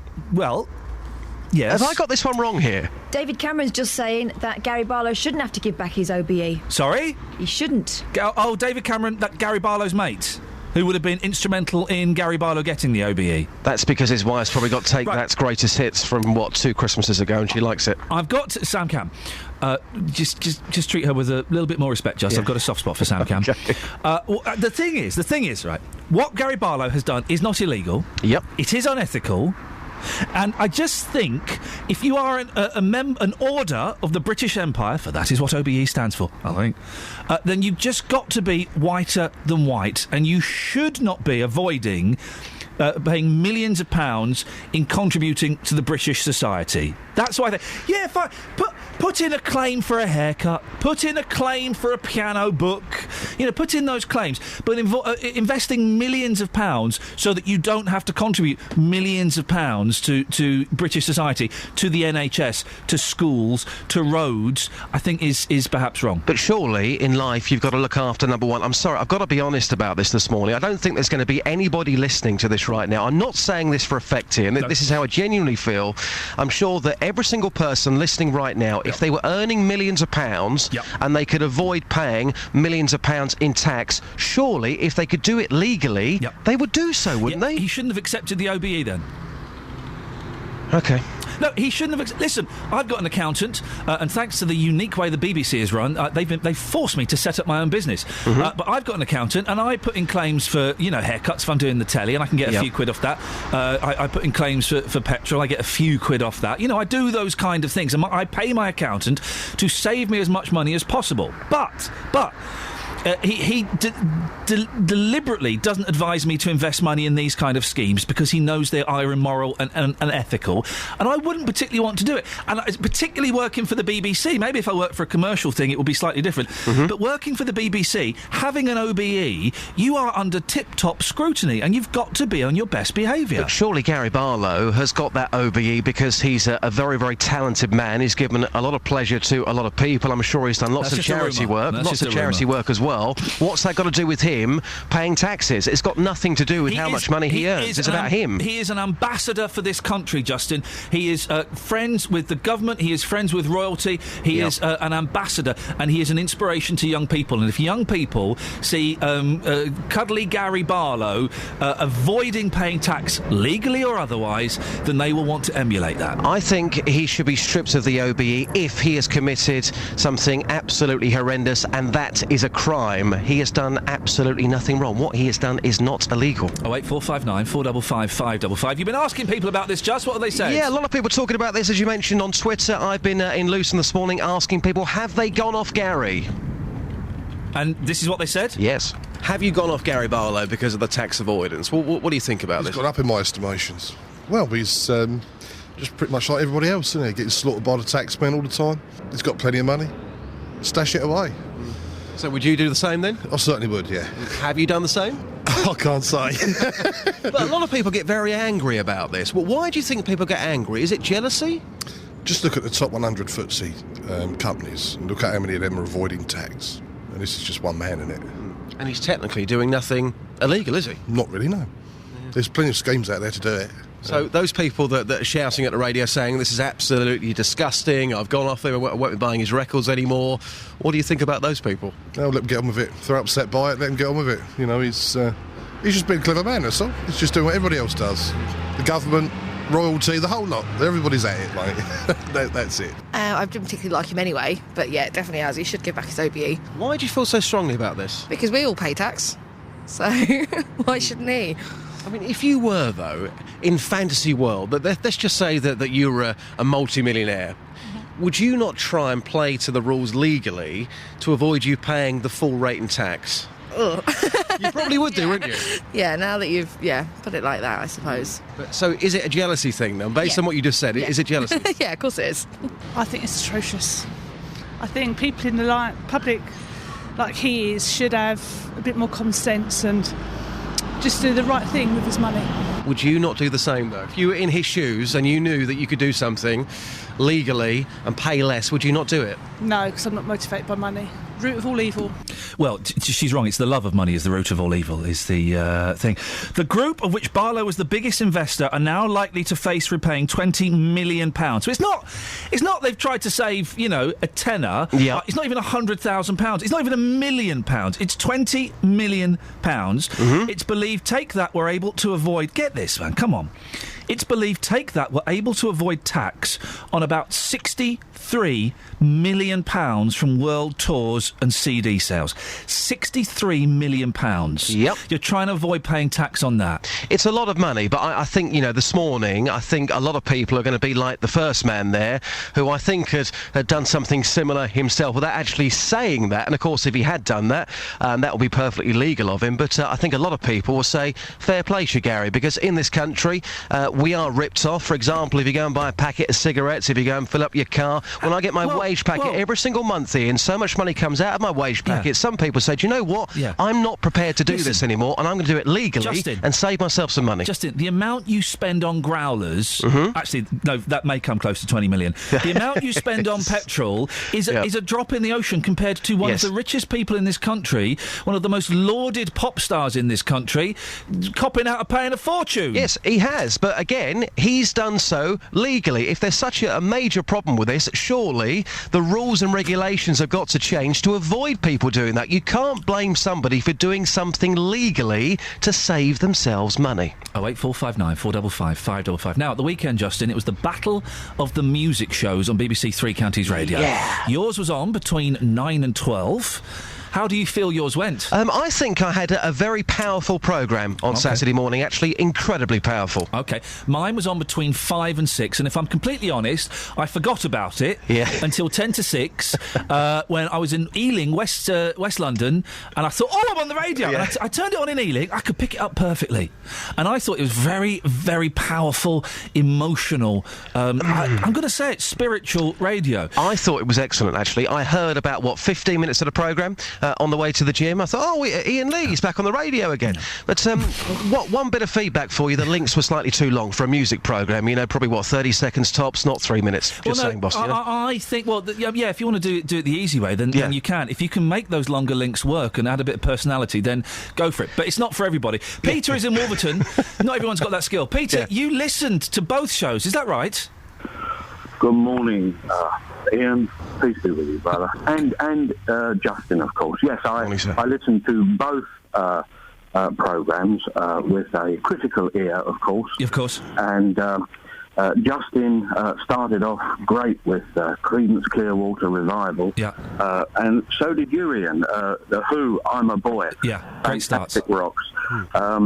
Both had good content. I'm very pleased with all the golden oldies, etc. Iain, you had lots of information on the stars and the people that actually were making the records, which was very interesting indeed. Yep. Out of 10, I would say Justin had 10, but Iain, I'm afraid you had 10 as well. Right, we need a stewards. It's a photo finish. We need a steward! But Peter, I appreciate that, and you're right. But if you had to... OK, your house is burning... Yeah, Peter. Right, your house is burning down. No, don't say that. No, well, it's not. OK, right, but OK. The smoke alarm's going off. The smoke alarm's going off. You're panicking. You've got... you're the boss of Three Counties Radio, OK? Yes. And you've got 2 compact discs. One is Justin's show, one is my show. They are in separate parts of the house, Peter. You haven't got time to go and get both compact discs, but you have to get one, otherwise there's going to be a gap on the radio, and Beds, Hards and Bucks could not stand that. Which CD are you going to grab? Attention! This is evil, isn't it? I'd save my wife first. Right, your wife's out. Your wife's on holiday. If I had time. Yeah. No, that's unfair, isn't it? It is unfair. All house fires are unfair. You both had very, very good programmes, and they were different. And Iain, you had the last record was Beach Boys, and Justin had the last record as Bright Eyes. Bright Eyes would give me tears.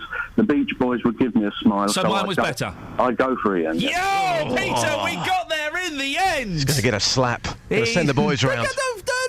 Justin, don't give Peter a slap. He's wished peace upon us. He can't judge a programme on the last record. Oh, it was a great Beach Boys song I played. Bright Eyes, Art Garfunkel, just. Because somebody remembered it from their leaving doing it, made them cry. We go for the powerful musical memories. We just reach into a bag and pick out songs.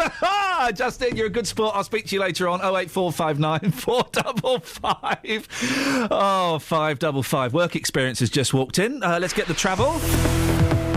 Travel news for beds, cards and bugs. BBC Three Counties Radio. On the speed sensors in Cheshunt, the A10 southbound queuing between Turnford and the M25. Also on the sensors between Dunstable and the M1. The A5 heavy going in patches. The M1 London bound slow going between the Toddington services and Junction 9 for Redbourne. Then on the M40 northbound, things are struggling from the Denham roundabout to the M25. Public transport has no reported problems. I'm Alice Glossop, BBC Three Counties Radio. Alice, thank you very much. 7:45, it's Monday the 12th of May. I'm Iain Lee. These are your headlines on BBC Three Counties Radio. Figures obtained by BBC Three Counties Radio show there were 30 times as many speeding tickets issued on the northbound stretch of the M1 in Bedfordshire compared to southbound during the roadworks period. A compromise has been reached in a long-running row over the chiming of church bells in the Hertfordshire village of Ashwell. And in sport, England manager Roy Hodgson will announce his World Cup squad at Vauxhall in Luton today. Ashley Cole has announced his international retirement after being left out. Oh, bless him. Let's get the weather with Georgina.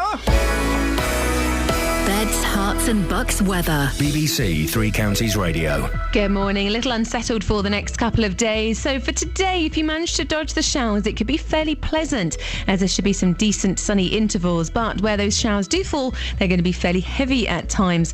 And we've got a bit of a westerly breeze too, with temperatures reaching 14 or 15 degrees Celsius. And tonight, we'll have fewer showers around and some clear spells. We'll have temperatures down to 7 or 8 degrees Celsius. Tomorrow, after a cool start, further sunshine on the cards at times, but also some of those showers quite heavy too, but becoming fewer and further between as we head towards the end of the day. So it should be a drier, brighter end to the day, with temperatures reaching about 13 or 14 degrees Celsius. Now those showers die out through the evening, and then on Wednesday we've got some sunny intervals with just a chance of light showers. But come Thursday, a very different picture altogether. So it should be fine and dry with varying amounts of cloud, sunny spells, but becoming warmer locally. That's your latest forecast. We were there through the good. Ray with a header, and there's the 30 goals. Can he make it two? He can! Troy Deeney makes it two! Would you believe it?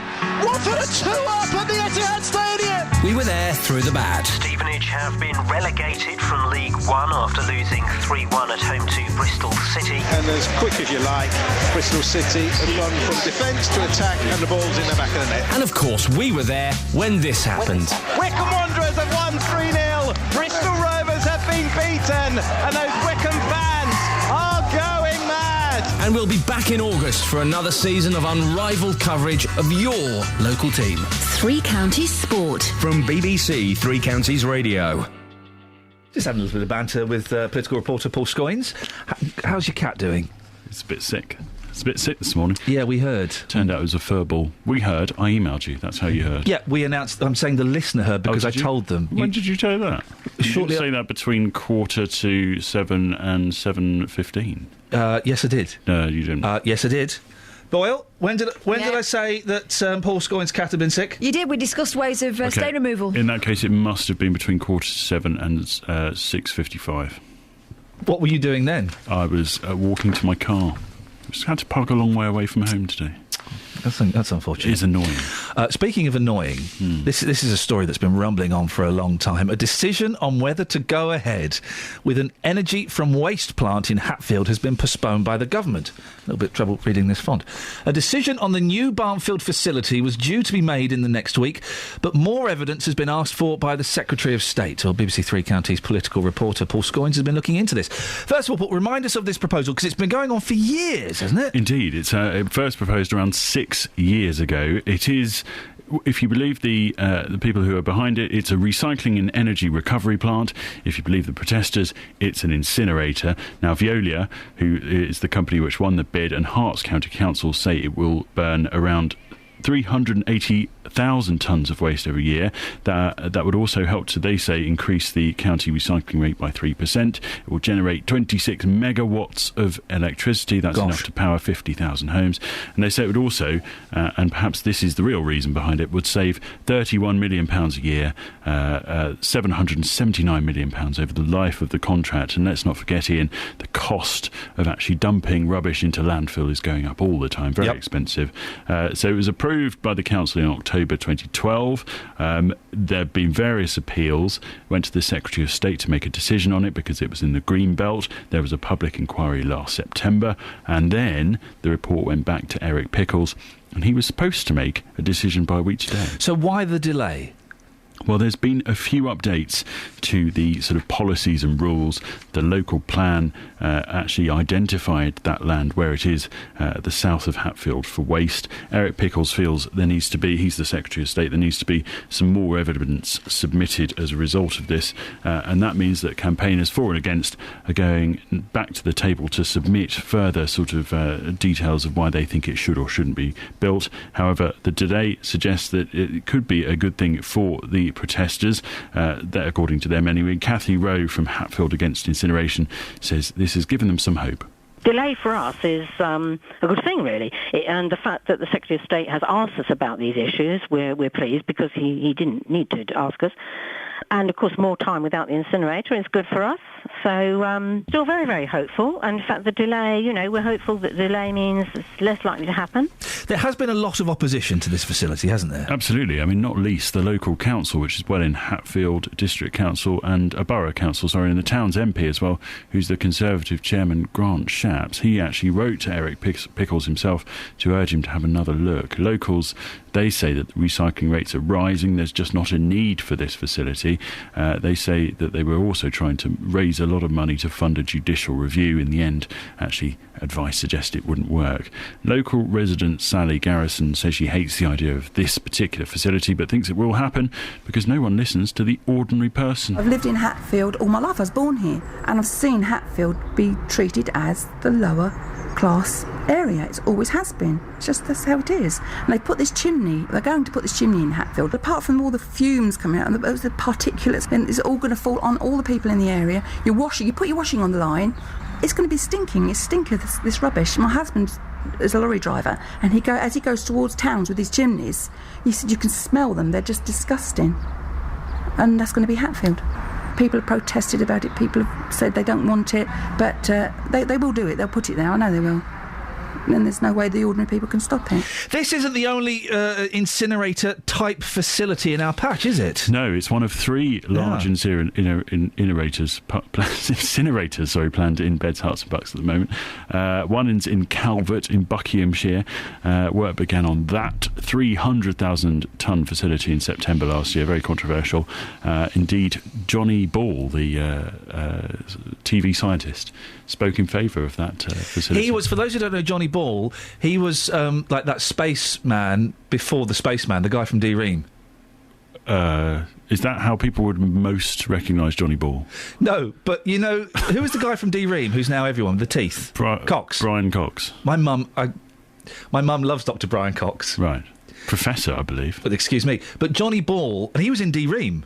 Johnny Ball was in D-Ream? No, Cox was in D-Ream. Everyone knows that. He hates talking about that, but everyone asked him. But Johnny Ball was kind of like him before him. Okay. And then he retired to become Zoe Ball's dad. Yeah, famously. Yeah. Well, there's that one. and another one at Rookery South, Rookery Pit in Stewartby, and that's a huge 585,000-tonne incinerator. That seems to have stalled at the moment, Ian. Last year, Cavanta, which is the company behind it, were appealing for partners, has got full approval, and I understand we may know more about what happens next there soon. Excellent stuff indeed. Stay with me, Paul, because we've been talking this morning about what ruins the beach for you. For me, it is, well, A, the sand, B, the sea, C, the sea urchins. Have you ever trodden on a sea urchin? I've never been anywhere where there have been sea urchins. Don't go on those exotic holidays. Barbara's in Stevenage. Good morning, Barbara. Good morning. Barbara, you're through to myself, Ian Lee and Paul Scoynes. Good morning. Right, good morning. Ian, don't go anywhere near those jellyfish. They are deadly. They will sting you like mad. Even when they're on the beach and you think they're dead, they still sting. They're called man-of-war jellyfish. They've been going around for donkey's years. But the point is, that's where they first originally found them, in Portugal. Yes. And they come into the harbours and anywhere, and they will sting like mad. And they come in packs, they swim together. So sometimes you go out in the boat and they're actually in packs, and I'm going to say something that might sound silly. Go. Can jellyfish talk to each other? I don't know if they can talk to each other, but they kind of communicate because they go around in... Psychically? Presumably whatever they do, but they actually go around in pods and things like that. Psychic jellyfish in pods. This sounds like you're nodding at this, Paul. You know a lot about jellyfish, do you? Well, I know that the Portuguese man-of-war isn't the most dangerous jellyfish on the planet. What is the most dangerous? I believe, and I'm willing to be corrected because I'm not a botanist, but... That's not what I heard. I understand the box jellyfish from Australia is far Does that sound about right, more lethal. Barbara? But you don't get them in England. You don't get them in England. To be fair, you don't really get the Portuguese man-of-war in England, do you? No, but only if hot weather comes in. Well... And you've got some hot weather coming. It does depend on the Gulf Stream. Yeah. And that is changing at the moment. But in defence to Barbara, there's more likelihood of getting a Portuguese man-of-war than a boxfish. Jellyfish. Yeah, considerably more. There is. Well, it depends where you live. But as I say, don't go near them on the beach when they're dead. Don't look at them. Don't look at them. Don't touch them even. Can I not even look at a psychic dead jellyfish in a pod? Don't prod them. Don't touch them. What? Is it actually jelly? No, I don't know what it is. But it looks like a polythene bag, and everybody goes up and touches them, and they sting like mad. Is it... Now, Paul, you'll know about this. Is it the jellyfish where if I were to be stung, unfortunately, by a Portuguese man-of-war or a boxfish, and we were out swimming together, and I got stung, would I have to ask you to urinate on me? Some of the milder stings can be alleviated with ammonia, which, of course, is partly what urine is made of. Or is yeah, I don't know. I think I'd rather sting than have you wee-wee on me. The box, though, that's beyond even human. You need... I mean, basically, it attacks your nervous system. All right, mate, calm down. Why do we have jellyfish, Barbara? What? I haven't got... Can we not start the campaign now? CAJ. I've just started a campaign called CAJ. Kill all jellyfish. Can't we electrocute the sea or something and get rid of all jellyfish? No, that wouldn't work. Why not? Because you'd electrocute all the fish as well. That's the price we have to pay for freedom. No. This is all the butterfly flapping its wings, though, Ian. You know. Sorry? I don't want to kill butterflies, although I hate them. But I let the butterflies live. I'm generous like that. But the jellyfish, let's run... not Hitler, the other fella. Who was the good one? Churchill, Barbara. One of his plans, and you'll know this, Paul, one of his plans when we were losing the war was to set fire to the English Channel. Have you heard that, Paul? I haven't heard that. That is a fact. Have you heard that, Barbara? No. Catherine, have you heard that? No. OK, Kelly, have you heard that? No. OK, right. Back me up. I need an old man or someone to back me up on that. War man. Set fire to the channel. Honestly, his plan... This is absolutely true.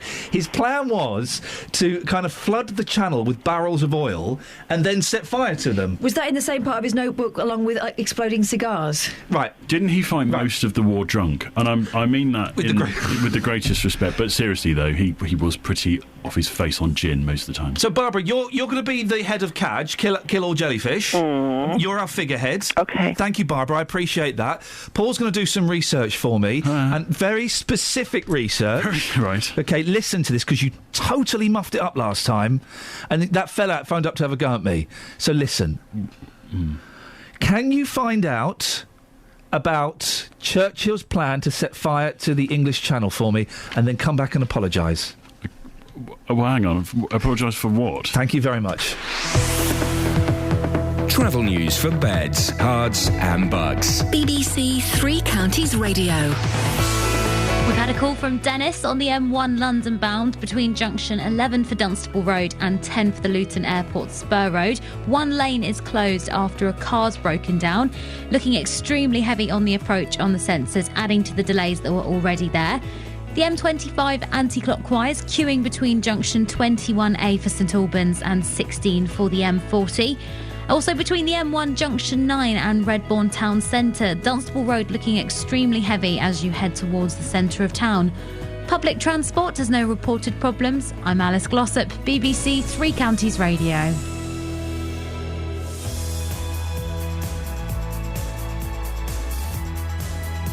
Oh, 08459 455 555. Come on, someone back me up. Churchill wanted to set fire to the English Channel, didn't he?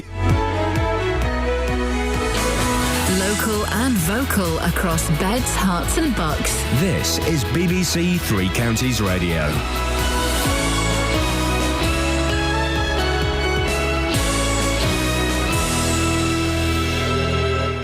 It's 8 o'clock. I'm Simon Oxley. The headlines: thousands more speeding tickets on the M1 northbound. Compromise in row over Hertfordshire church bells. And no Ashley Cole when England squad is announced in Luton. BBC Three Counties Radio. It's been revealed that speed cameras on the southbound stretch of the M1 in Bedfordshire were not fully operational for a large part of the roadworks period. Figures obtained by BBC Three Counties Radio show there were 30 times as many tickets issued on the northbound stretch compared to southbound. In the last 2 years, between junctions 10 and 13, almost 16,000 drivers were caught speeding on the northbound carriageway in comparison to just over 500 on the southbound side. Iain Taylor is from the Alliance of British Drivers. It's a bit of a lottery. It's not the only place this has happened. I know on parts of the M25 also a lot of cameras have a reputation for not actually being in use.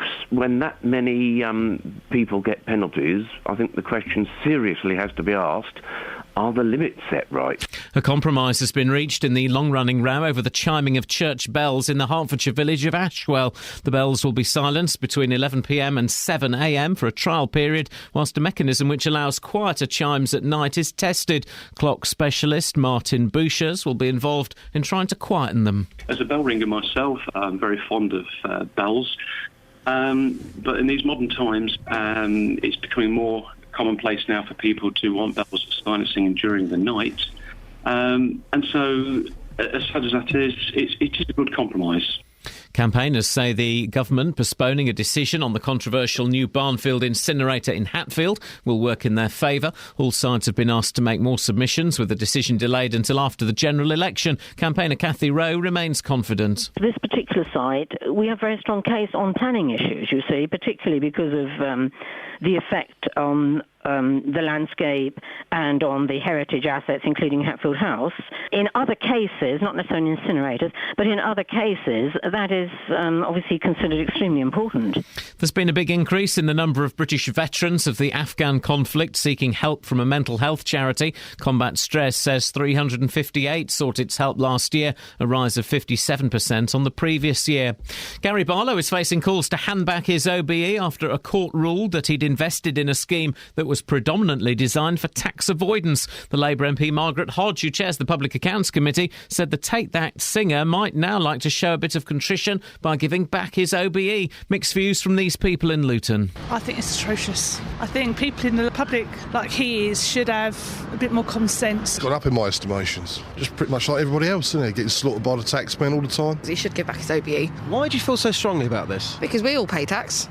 So, why shouldn't he? In sport, England manager Roy Hodgson will announce his World Cup squad at Vauxhall in Luton today. Ashley Cole has announced his international retirement after being left out. And Hertfordshire driver Lewis Hamilton leads the Formula One Championship after winning the Spanish Grand Prix, his fourth successive win this season. The weather, a mixture of sunny intervals and showers, a maximum temperature 17 degrees Celsius. And you can get the latest news and sport online at bbc.co.uk/3counties. BBC BBC Three Counties Radio's big tour of beds, hearts and bucks. It's nice and it's full of history as you walk around. And all this week, we're featuring Hatfield. Plenty to do for the children. I've seen changes over the years, but it's a good place to live. It's all about where you live. It's the right size. It's not overbearing. Give it a go, why not? It could be the make of your... The big tour of beds, hearts and bucks. BBC Three Counties Radio.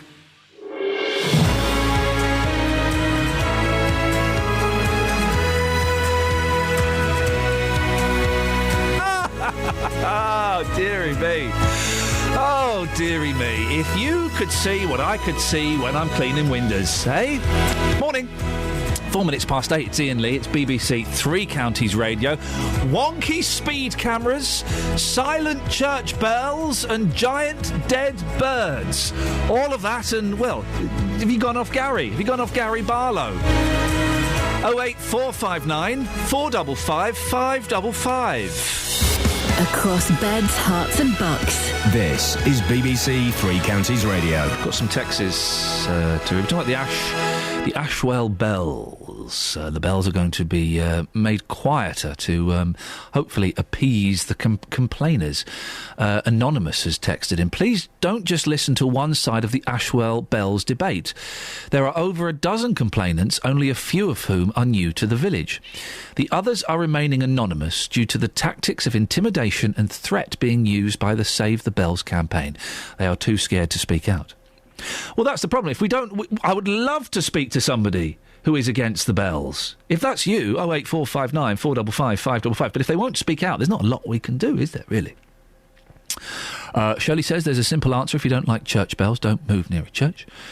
And Pat says, I was travelling down the Barton dual carriageway when a car overtook me at around 90-plus miles, only to be caught by a police speed camera.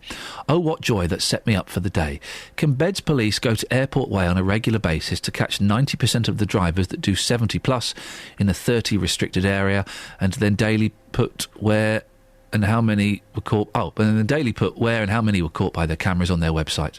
Let's have more of these officers deployed to tackle these arrogant speeders. 08459 455 555. Now, you're 30 times more likely to have been caught speeding on the northbound stretch of the M1 in Bedfordshire as opposed to southbound. This shows obtained figures from Bedfordshire Police, which shows the cameras on the southbound carriageway between junctions 10 and 13 weren't issuing tickets until March, 7 months after the roadworks finished. Well, that's why, in the last 2 years, almost 16,000 northbound motorists were fined compared to just over 500 southbound on the southbound stretch. Well, Gary Ray is a senior campaigner from the Road Safety Charity Break. Gary, what's the point of speed cameras if they don't enforce the limit, if people aren't being caught on them? Yeah, it's almost a bit of a no-brainer, isn't it? Good morning. I mean, if we've got the speed cameras, let's make sure they're working, and let's make sure that when they're working, that they're then enforced as well. Otherwise, you're quite right. Why bother having them? But why bother having them? I'll answer my own question, because, speed is still an issue, and not just across three counties, but right across the UK as well. I guess it shows... It's a strange one, isn't it? Because if so many people were being caught on the northbound stretch, 16,000 motorists in 2 years, it shows that people are still ignoring the cameras and still ignoring the speed limit. So the cameras, apart from generating revenue, they're not doing much else, are they?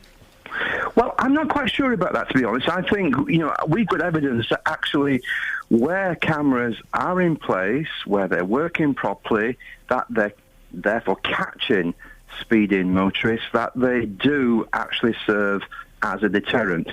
The problem here, of course, it sounds like there's just a lot of speeding motorists in your neck of the woods, and that's something that concerns Break. Not unusual to the Three Counties area. As I say, it happens right across the UK. Speed cameras do work. We think they're efficient, and actually they free up police officers to tackle more serious motoring offences as well. Is it true that Break want the level of the fines to be increased? What is it, 50 quid and 3 points at the moment? Well, that's right. And when you can think about it, you can be... I'm on a BBC station here. You can be fined £1,000 for not having a TV licence. Oh, blimey, yes.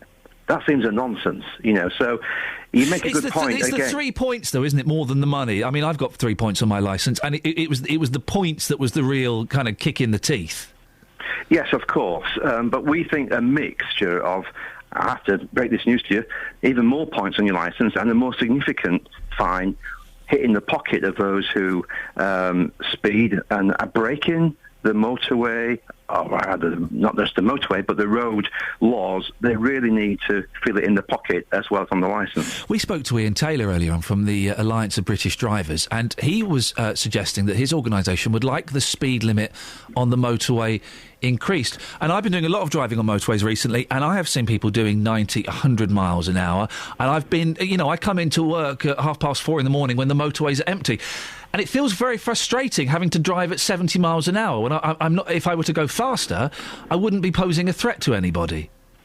I don't think you're posing a threat to anybody at 70 miles an hour. And I don't actually see the logic of various groups and individuals calling for higher speed limits on motorways, as if somehow they're going to get to their destination that much quicker. Whether those motorways are busy or not, I mean, again, evidence shows that they're one of our more safer routes on the roads.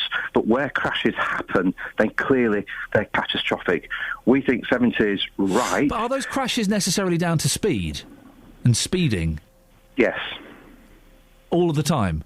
Not all of the time. Clearly other factors are at play. Yeah. The state of the vehicle, the state of the weather, heavy fog, clearly a danger. But speed is the number one issue, not just on motorways, but also on our principal A roads and on our smaller roads as well. The big problem here is that we seem to think, for example, 30 miles an hour is safe around built-up areas and indeed on rural roads. We don't even think that's safe. That's why Brake's calling for a 20-mile-an-hour limit across urban areas. The default speed limit, your listeners will know this, is 30 miles an hour. We're now calling for that default limit to go to 20. That's what's safer. Very quickly, just going back to motorways, Gary, if the speed limit was increased to 80 or 90 miles an hour, people would get there quicker, wouldn't they?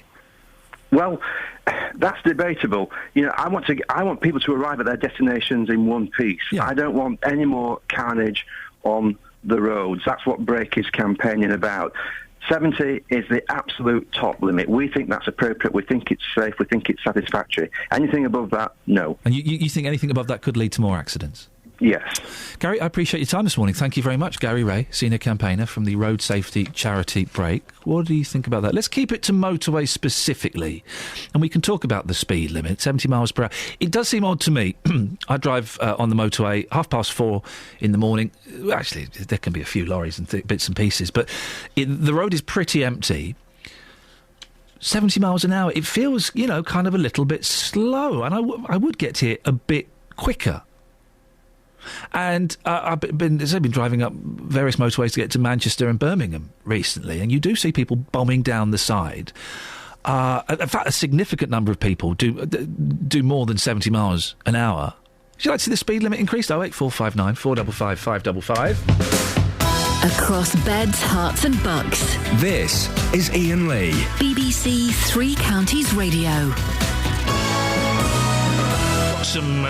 Got some texies about Gary Barlow. It's no good avoiding tax and then doing charity work. Charities are plugging the gap that's created by those who avoid contributing to society, says Ken in Redbourne. Tony says, J-Dog, you are howling mad. Barlow is a greedy git. Pay your bit to the country. I've bought your CD and I paid tax on it. I assume he's referring to Gary Barlow's hit CDs, not Justin Dealey's failing CDs. Jill says, well, if it's so wrong, surely it would be illegal. Well, that's the problem, isn't it? There are lots of loopholes that people can get around. And yes, the loopholes should be tightened. Have you gone off Gary? Have you gone off Justin, who supports Gary? 08459 455 555. Let's have a look at the front pages. Manchester City have won something. Well done, those guys. That's the front page of The Independent. And chemicals in soap can cause male infertility. Luckily, I don't wash. Scientists find that sperm cells are affected by chemicals in household products. Soap, toothpaste and children's plastic toys can all be harmful. Well, I would suggest if you've got children's plastic toys, then you're fine. You don't need it anymore. Where are you putting this toy? Where would they affect you?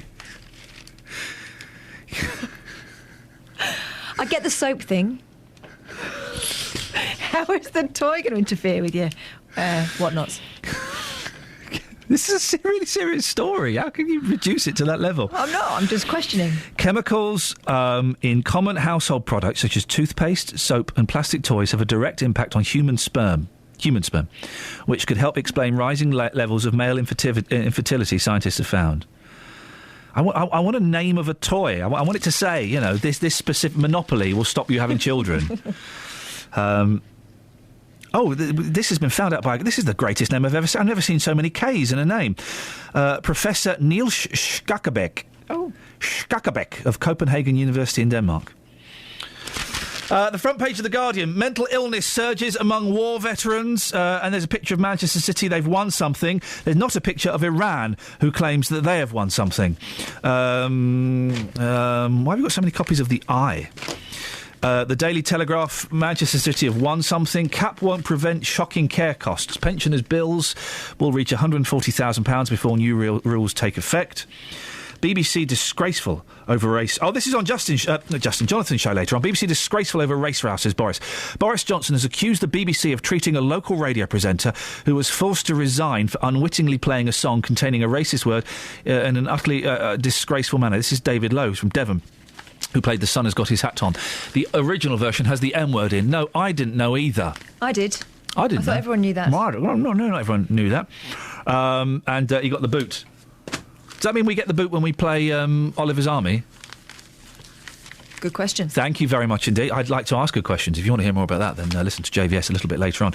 We'll do The Sun, The Mail and The Mirror a little bit... The Mirror... What am I talking about? The Sun, the Mail and the Star. The Star. What am I talking about? The Sun, the Mail and the Express in a little bit. Travel news for beds, cards and bugs. BBC Three Counties Radio. On the M1 London bound between junction 11 for Dunstable Road and 10 for Luton Airport Spur Road, one lane is closed after a car's broken down. On the sensors, congestion starting around junction 12 for Flitwick at the moment. The M25 anti-clockwise queuing between junction 21A for St Albans and 16 for the M40. Also on the speed sensors in Cheshunt, the A10 southbound is queuing between Wormley and the M25.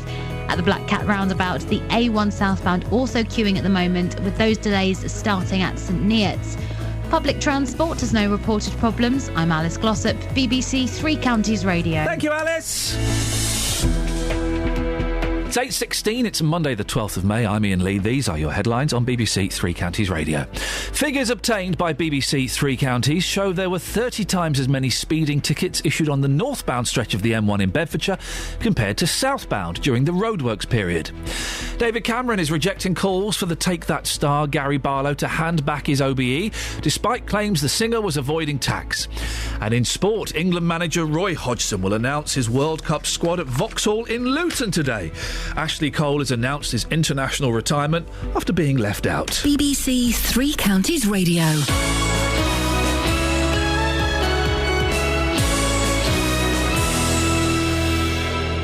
BBC Three Counties Radio's big tour of beds, hearts and bucks. Some of the clubs are nice. My bowls club's a good, nice club. Inviting everyone to where you live. I came here with my parents, came when the big industry started. And all this week, we're featuring Hatfield. When you're out of Hatfield, you do miss it, because it's our little town. If you've got a story everyone should hear about, let us tell them about it. Spent a load of money making a big monkey thing over there and then closed it down the day it was opened. The Big Tour. I've lived here all my life. Near enough. I enjoy it. From BBC Three Counties Radio. Jonathan Vernon Smith. Good evening. Have you ever done an evening show? You've done an evening show. Oh gosh, yes. I've done every time of the day and night. I was about to say I'd like to hear you do a late night show and you could let rip a bit, but actually doing a mid morning show doesn't hold you back in the slightest. Well, I used to do a late night show. Yes. I've heard legend. Have you heard all about this late night show? It was a bit filthy, wasn't it? Oh well, I think filthy is probably the wrong word to use. Dirty. It had its own special, unique character. Yeah. We used to go across the whole east of England. Yes. We used to do that show. But they the BBC took us off in case we said something wrong again. What?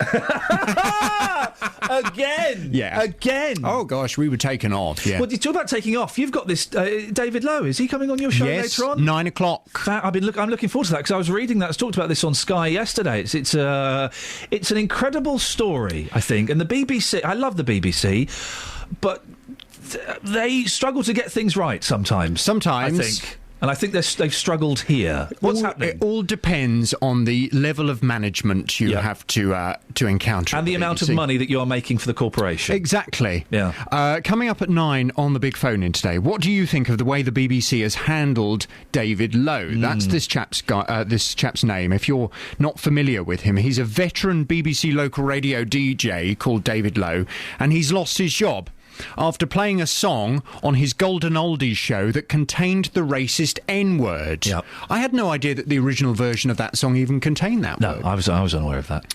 The 68-year-old broadcaster says that he was totally unaware that the 1932 version of The Sun Has Got His Hat On included this racist term. Well, David asked, after he'd played this and realised he'd made a mistake by playing this song, he asked if he could go on air to apologise for the mistake, but the BBC management told him that he had to fall on his sword. You can see what happened. He obviously said, look, if needs be, I'll go. If you really feel it's that bad, I'll go. And they said, well, yes, I think you're going to have to go. Yeah.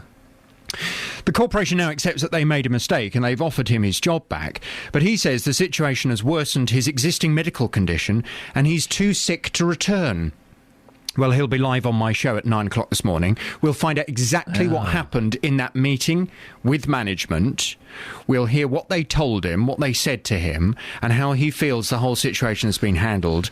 And from 9, I want your calls as well. What do you think of the way the BBC has handled David Lowe? 08459 455 555. Your calls from 9. I'm looking forward to hearing this because I read a lot about this at the weekend, and the BBC have muffed it up. You know, they in my opinion, they have completely muffed it up. They've kind of they weren't seen to react quick enough with Clarkson and his alleged use of the N-word, and so it would appear that somebody has kind of panicked and go, oh gosh, it's that word, let's get rid of him, quick, go, bye. Never happened. A little bit of backside covering, perhaps. Yes. A little bit of, oh my word, am I going to be the BBC manager that ends up having to fall on my sword because I didn't do anything about this? Oh, I don't want that to happen. I've got a mortgage to pay. I'll just sack him.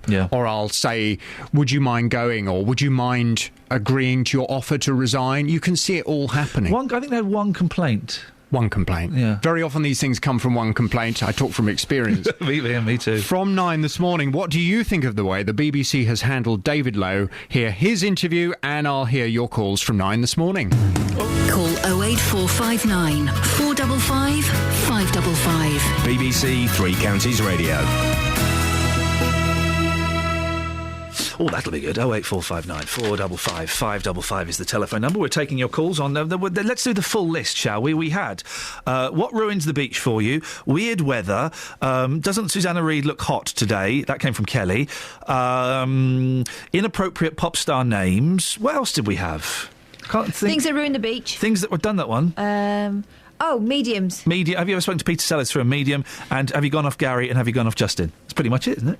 Jellyfish? And jellyfish. 08459 455 555. England manager Roy Hodgson will announce his World Cup squad at Vauxhall's Griffin House headquarters in Luton this afternoon. The company sponsors Home Nations football and will host the official unveiling of England's 23-man party for this summer's tournament in Brazil. We can speak now to former Luton Town and Spurs manager David Pleat. Morning, David. Good morning. This is quite a big deal, isn't it, for this to be held here in Luton?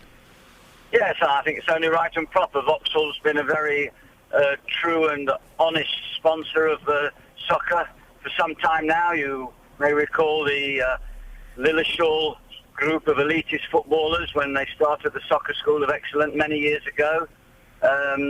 They've always had a close relationship with the FA, and they've been genuine and long-standing sponsors. Are Vauxhall getting a mention on the England team shirts? I couldn't tell you about that, but... that would be unusual if they did, wouldn't it? Yes, of course it would be, yes. I think the I think the sponsorship thing is a lesser thing in a World Cup than it is at club football, of course. How do you see England lining up? Do you think there'll be any surprises in the announcement today? No, not particularly. He's had a good look. He's had plenty of time to look at the runners and riders over a period of time now. I'm quite sure that his group were formed in his mind, barring, of course, any very last-minute injuries. We don't believe there was any in the games of yesterday. I think one or two players have already been given have been told that they may not be going. Obviously, Ashley Cole is one of those. And it's just a matter of dotting the I's and crossing the T's now. How difficult, David, is it for a manager and for a player in a club game, but I suppose even more so in an England game, when they're told, I'm really sorry, you're not coming with us? It's got to be difficult on both sides to have that conversation. Yes, it's difficult, but at the same time, the player would know that he was an imponderable before the squad was announced, and he knew that there was probably some doubt about, would he go, wouldn't he go? You've always got that.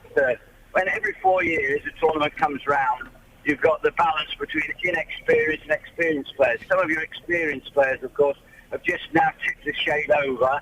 How many of those does he include in the squad to help the younger generation that are beginning to break through, like, for example, Lallana and Sturridge, who'll be going to his first World Cup? So it's always difficult. The most important thing for any manager is to find a balance, not just of right-sided and left-sided players, big players, strong players, short players, quick players, but most importantly is all the experience with the youth. So that there has to be a balance, and Roy will look at all of those things. What are our chances, David? They're not good, of course, because we believe that in the humidity and the temperatures in Brazil and the way that the game has gone in the last few years, the South American countries will be very strong. And naturally, the home side will be under tremendous pressure, particularly with all their players now having good experience in Europe and Champions League competition.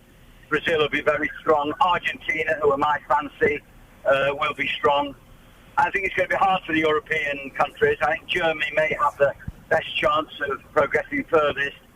And I don't see an African country at this stage once again managing to penetrate those famous, the countries of great soccer tradition, like some of the European countries. So I think it'll be a South American country. For us, if we get out the group, I think we should get out the group.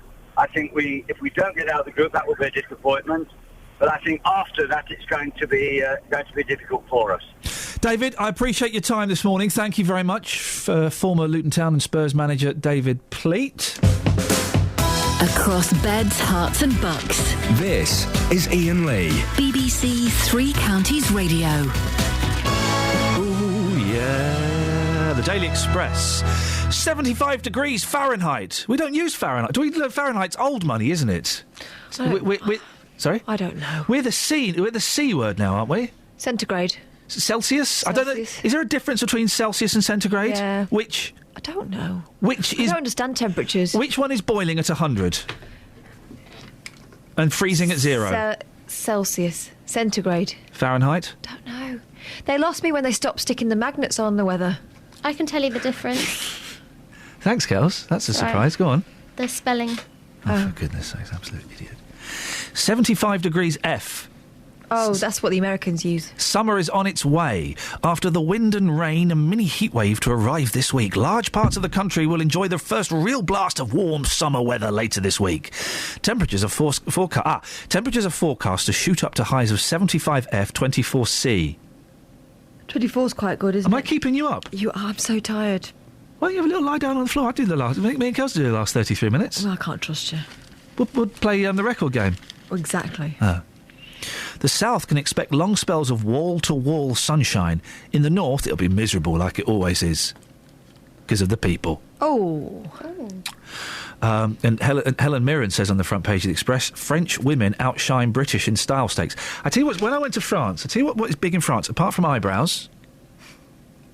Leather miniskirts. Yes. The leather miniskirt is big in France. Well, not big, it's tiny in France, but big. Thank you, Kels. In Paris? Or elsewhere? Well, I was in France. Well, because when I lived in Paris, I didn't wear a skirt for the whole time. Oh.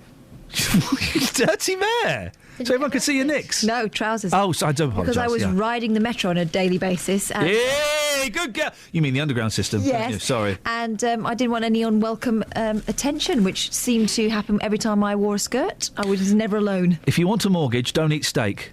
You don't need to mime it. I got the reference. If you want a mortgage, don't eat steak. That's the front page of the Daily Mail. Also, the front page of the Daily Mail. They. Oh, is that because they're now looking at your spending habits? Yes. If they think you're spendy, they won't give you any money. Mortgage applicants are being asked astonishingly intrusive questions, including whether they play golf or eat steak. I've not got a problem with that. They're being quizzed over the price of their haircuts, their plans for more children, their hopes for pay rise. I don't know. What I'm more surprised by is that Richard Littlejohn's memoirs are being serialised in the Daily Mail. I thought that's what's been going on for years. What, serialising the Daily... Littlejohn's... It's called his column. That's what normally happens, isn't it? What? Third World War. Notice I'm not pronouncing the words incorrectly. I'm reading them. This is the front page of The Sun. Third World War. What do you mean?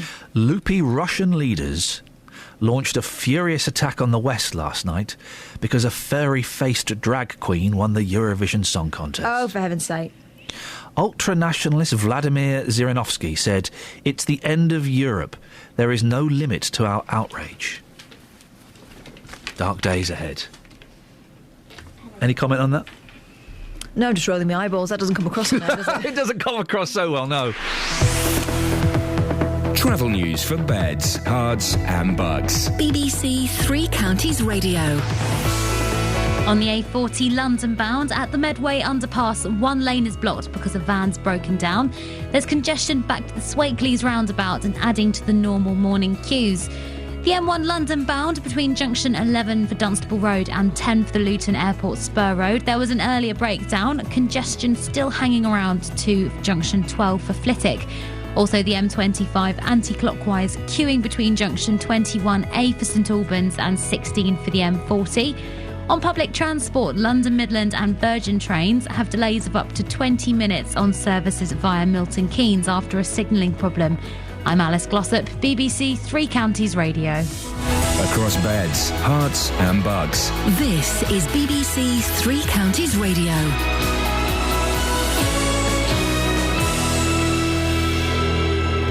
It's 8:30. I'm Simon Oxley. Figures obtained by BBC Three Counties Radio show there were 30 times as many speeding tickets issued on the northbound stretch of the M1 in Bedfordshire compared to southbound during the roadworks period.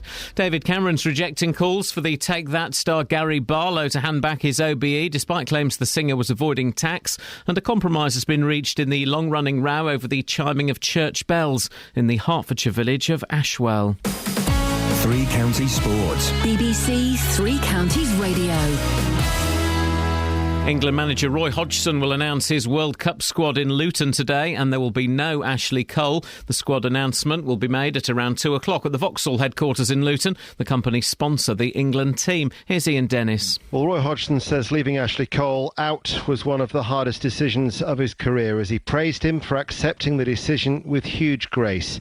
On social media, Cole said, "We have a great manager and team." He continued, "I wish them only success, and like me or not, trust me, it hurts me to stop playing for my country." England's most capped fullback made 107 appearances, 106 of which were all starts.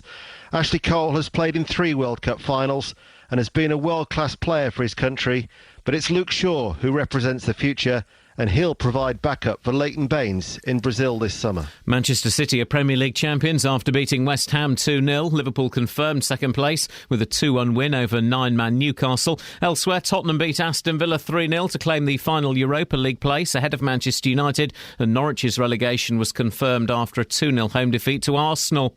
And next month's Women's FA Cup final in Milton Keynes will be between Arsenal and Everton after both won their semi-finals yesterday. The final at Stadium MK is on Sunday, June the 1st. Hertfordshire driver Lewis Hamilton leads the Formula One Championship after winning the Spanish Grand Prix, his 4th successive win this season. The Milton Keynes Red Bull team made a welcome improvement with Daniel Ricciardo and Sebastian Vettel 3rd and 4th. Hamilton says his form vindicates the decision to leave McLaren last year after being persuaded to join Mercedes by Niki Lauda. To have sat with Niki, and Niki was doing everything he could to get me, and that's an incredible thing to have a world champion like him coming and asking me and really wanting me to to be in his team. It's a different feeling, you know. It's a real true feeling of being valued. And I'm so happy it really, really, really was the right decision. BBC Three Counties News and Sports. The next full bulletin is at 9. Call 08459 455 555. BBC Three Counties Radio. Got some texts and... Iain, I was knocked... Oh, blimey. Todd in Stevenage. I was knocked off my bike this morning by some stupid lady driver who cut me up. She slowed down to look at me, but then casually drove off. I was in a pretty bad mood until I watched your video on Instagram, so thanks for cheering me up. Also, would it kill you to follow me back? I don't know how to do that. Kelly, you're the one that set up Instagram and now you're bored of it. No, I'm not. What's the person? You told me last week you were bored of it. No, I didn't. You did. No, I didn't. You did. No, I didn't. You said, are you bored of it? I said no. You said yes. No, I didn't. You like to hear things. Ian Leisha, if you want to follow us. His name is Kid Collie. Kidcollie. Can you follow him? I'll follow him, and if it hurts us, then I'll unfollow. Kid Collie, got it. All right. Jay says, morning to the morning crew. Morning. Breaking Bad is brilliant. Now you need to watch Sons of Anarchy. I don't think I can start another TV series. Ian, your man from Break has to be talking rubbish. This is about the speed limits on the M1.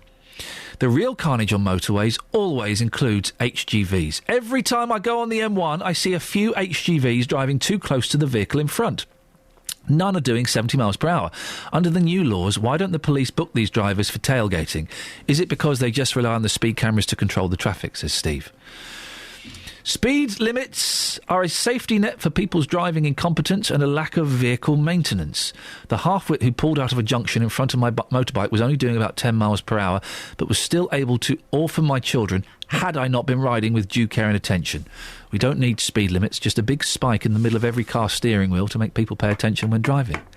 David's in Stevenage. Morning, David. Good morning. What have you called in about? You wanted to know, did Churchill set fire to the...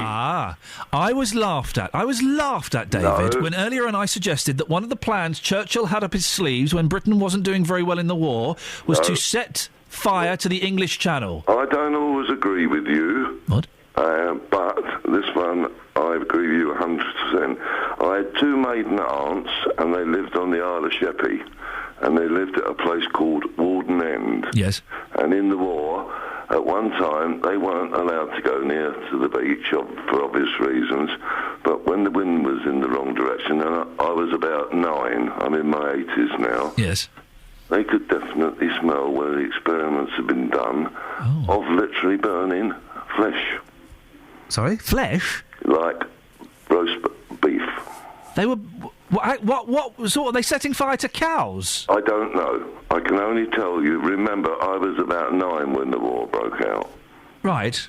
I was 9-year-old, but I know my father, and we could still get down there occasionally. Yeah. For a break in the holiday. You say that for obvious reasons they weren't allowed near the beach. Yeah. I don't know what those obvious reasons are. Well, getting near there, it could be mined, it could be... remember, it was war. Yeah, yeah. See what I mean? Yeah, war. People on there. But when they went, they could at one time smell like... And if you ask somebody who knows more about it than me, there was a smell like a burning night beef. Maybe they were having a barbecue. Not in those days. No. You're not allowed to ring church bells, so you wouldn't have any trouble in Old Warden, wherever it is. Yeah, in Ashwell, yeah, that would keep Ashwell quiet. Trouble there. And, no, you weren't allowed near beaches. They could have been mined or anything. Do you know what? I'd never considered that, David. We're learning something new. Thank you very much, David in Stevenage. Doesn't necessarily quite back up my story that Churchill planned to set fire to the English Channel. But he was burning something. He was burning something. As far as I'm concerned, as far as I'm aware, it wasn't cows that they were planning to... They weren't going to flood the English Channel with cows and then set fire to them. There is something more buoyant, surely. I thought it was going to be like oil canisters, and they were going to have a massive... just leak oil all across the English Channel and then set fire to that. 0845... Where's Scoins with his report on this, his investigation? I don't know. I hope he doesn't think I was joking, because I wasn't. He might be in the archive. Okay. Wow, has he gone to the BBC Three Counties Radio Archive? Yeah, I think he might be down there. He got the special pass to go there? Yeah, Okay, well, that's great news. 08459 455 555 is the telephone number, if you want to give us a call. Did Churchill plan to set fire to the English Channel? Yes, he did. I need someone to back me up. Now, the runaway Rhea. Is that how you pronounce it? Rhea? Rhea. Rhea. Is that how you pronounce it? Chris. I missed this story because I was away and I only got the punchline of it recently when it turned out that the Hertfordshire's runaway Rhea had been shot. Story over, you would think. But no, it's not. Joe Clark is the owner of the runaway Rhea. Joins me now. Morning, Joe. Good morning. So there are more out there, are there? Apparently there are 3 more on the loose that escaped from a place called Rickling. Yes. And another one on the loose that escaped from a place in Langley.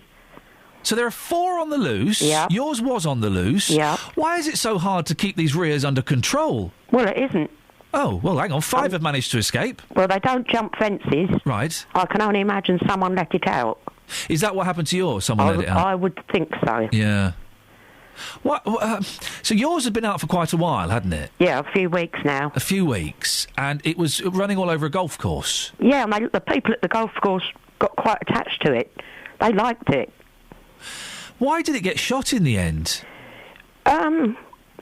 Well, the police, Hertfordshire police, suggest that Stuart Howe shot it because it was a danger to traffic. Yeah. But it was out in the countryside. The gentleman who shot it claims he's going to make it into sausages. I think that's just a joke. Really? Well, it's 8 years old. It'd be like eating an old welly. Yeah, be a bit tough. Extremely. How long can they survive in the sort of wilds of Hertfordshire? Oh, years. Really? Absolutely. What do they eat? Broadleaf weeds. Docks, thistles, nettles, plantain, anything like that. You don't get a lot of plantain in Hertfordshire in the wild, do you? Loads of it. Really? Yeah. Where? Everywhere. Oh, blimey, I need to keep my eyes open, Joe. Is there any chance of catching these birds? Highly unlikely. Oh. Can't you? Because I was thinking, mate, if you had a tranquiliser dart or a lasso or something, you couldn't lasso them. You couldn't get close enough. Could you not? Oh, okay. A tranquiliser dart, I suppose, would be possible. Yeah.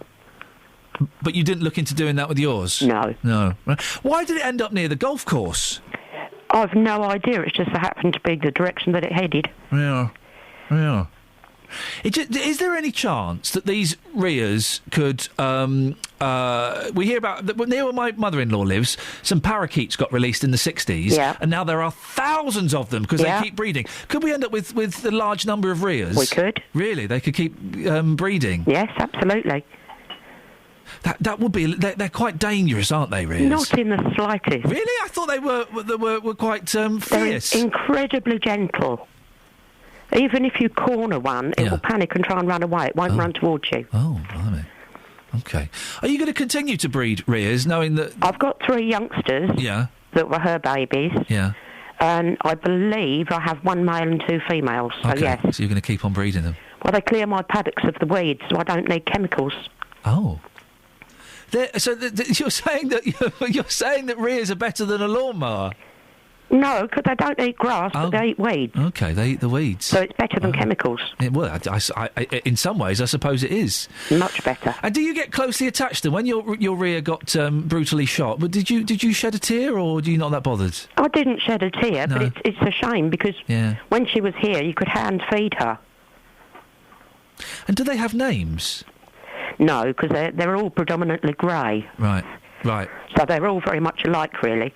I lost my big male last summer. Yeah. His name was Alexander. Oh, good name. Because he was totally different from the girls, basically, so I could name him. Yeah, you named the boy, but not the girls. Yeah. I'm the same with my children. Joe, listen, it's nice to talk to you. Thank you very much indeed. That's Joe Clark, who owned Rhea number 1. But there are 4 more Rheas out there. Blimey, Kath. We've had an angry text. Uh-oh, go on. Jellyfish related. Uh-oh. Didn't think I'd be saying that sentence when I woke up this morning. I think it's from David. The next time you do a story on jellyfish, please extend listener views beyond an 80-year-old that knows nothing about them. Well, if the only person that rings in is an 80-year-old that knows nothing about them, that's who we'll hear from. That was our caller, that was Barbara. She's not 80. Barbara is now... Just be careful, Texter, because Barbara is now the ambassador for CAJ, Kill All Jellyfish, which is a campaign I'm setting up.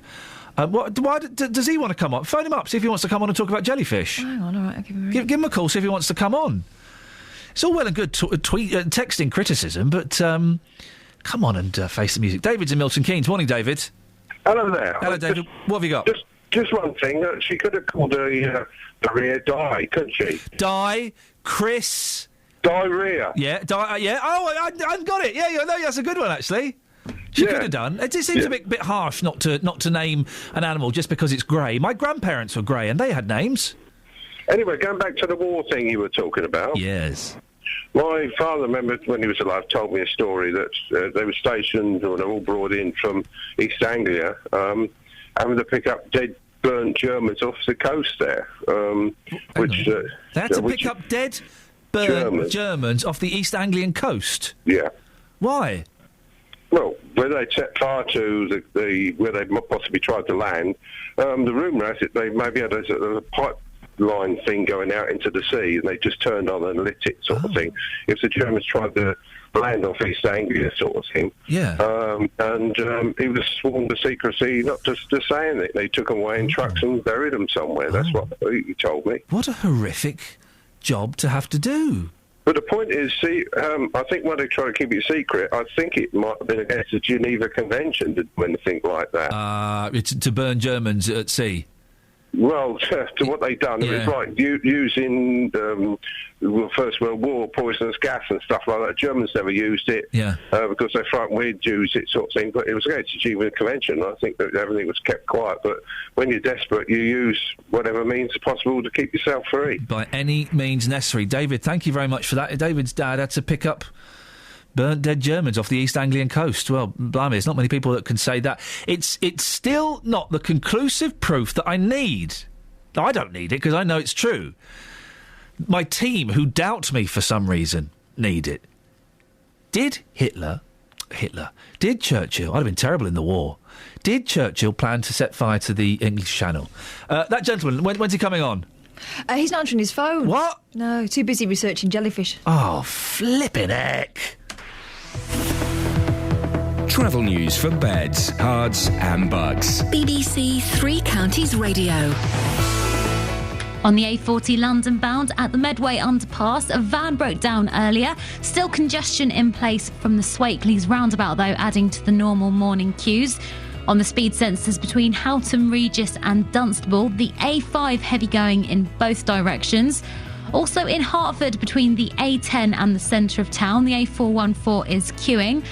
And on the M25 anti-clockwise, we've got queues between junction 21A for St Albans and 16 for the M40. On public transport, London Midland and Virgin trains, services via Milton Keynes may be delayed by up to 20 minutes.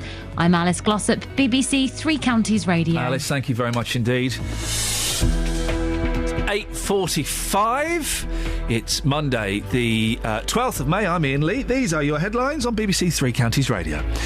Figures obtained by BBC Three Counties show that there were 30 times as many speeding tickets issued on the northbound stretch of the M1 in Bedfordshire compared to the southbound during the roadworks period. David Cameron is rejecting calls for the Take That star Gary Barlow to hand back his OBE, despite claims the singer was avoiding tax. And in sport, England manager Roy Hodgson will announce his World Cup squad at Vauxhall in Luton today. Ashley Cole has announced his international retirement after being left out. And breaking news breaking on the BBC now. I'm announcing my retirement from international football after being left out of the England World Cup squad. Just to reiterate, I am announcing my retirement from international football. On that sad news, let's get the weather with Georgina. Beds, Herts and Bucks weather. BBC Three Counties Radio. Well, we're definitely not going to win now, are we? We've got a mixture of sunshine and showers today. Those showers fairly heavy at times, but also the sunny intervals probably feeling quite pleasant, really. A bit of a westerly breeze too, with temperatures reaching 14 or 15 degrees Celsius. Tonight, fewer showers around and some clear spells. Temperatures dipping down to about 7 or 8 degrees Celsius.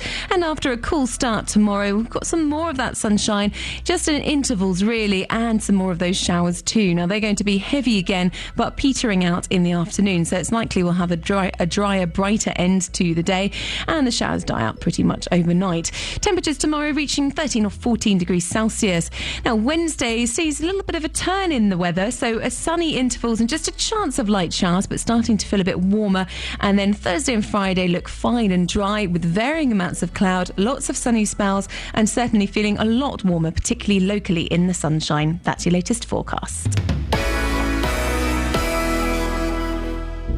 Later this month, the UK and Europe goes to the polls to decide who represents us at the European Parliament. I really don't understand any of it, so I don't know. Our MEPs make decisions on everything from the food we eat to the cars we drive. This election promises to be one which could have a lasting impact on our political landscape. I am planning to vote, yes. I got my card through the post. And this Thursday, I'll host a special debate with the main parties live from the University of Hertfordshire. I think there's too many rules and regulations, really. I mean, everybody's governed by everything. An election special with me, Roberto Perroni, Thursday from 3 here on BBC Three Counties Radio. Call 08459 455 555. BBC Three Counties Radio. Need someone to call in, please, or I need Paul Scoins to do what I instructed, nay, ordered him to do. Where the heck is Scoins? Scoins, are you in the archive? Get your head out of that papyrus and tell us the answer. Just, Scoins isn't with you having a cheeky growler, is he? No, he's not, but he's been mouthing off this morning. Really? What's he been saying? Oh, you know what he's like. He comes upstairs and he's like, oh, you looking forward to the Radio Awards this evening? I've got a nice dicky bow. Yeah. I'm going to look really smart. Yeah. Shut up, Paul. You're not wearing a dicky bow for controversial reasons. No, I just don't like dicky bows. For me, it's a uniform. Yeah. I don't want to go wearing a uniform. It reminds me of being at school. Yeah, you're right. You're totally right. Catherine? Scoins message, hang on, I'm tackling two experts. Yeah, right. Okay, yeah, experts, yeah. One's, hang on. I can do so. He's tackling two experts. One's called beer. The other one's called gin. Yeah, Kath? The other one's called Google. There's only two. Oh. So you can't put a third one in. You, in many ways, yeah, you did ruin it. Justin. Yes, boss. What do you want? Talking about Gary Barlow. Oh, Gary Barlow. He's him and two of the other Take That stars have been accused of investing in a tax avoidance scheme. They may have to pay up to 20 million quid back. Listen, fine. If there are legal ways to avoid paying tax, then that's fine. You know, to a certain extent. I think when we're talking about such huge sums from someone who is an ambassador for the country, it's immoral, and whether it's legal or not, I think it's wrong. Yeah, but I think the clue is there, isn't it? I think it's legal, what he's done here. The clue is also, there are two clues. One is legal and one is immoral. There are three clues. Detective. Go on, illegal, immoral, and he's an ambassador for the country. He's an OBE. Yeah, but come on in. Every single person, whether it's 20 million or £20,000, you are going to do what you've got to do to look after, number one, and your family, and not pay the full rate if you can do that legally. Well, listen, no, there is a big difference between 20 grand and 20 million pounds. That's a wing of a hospital.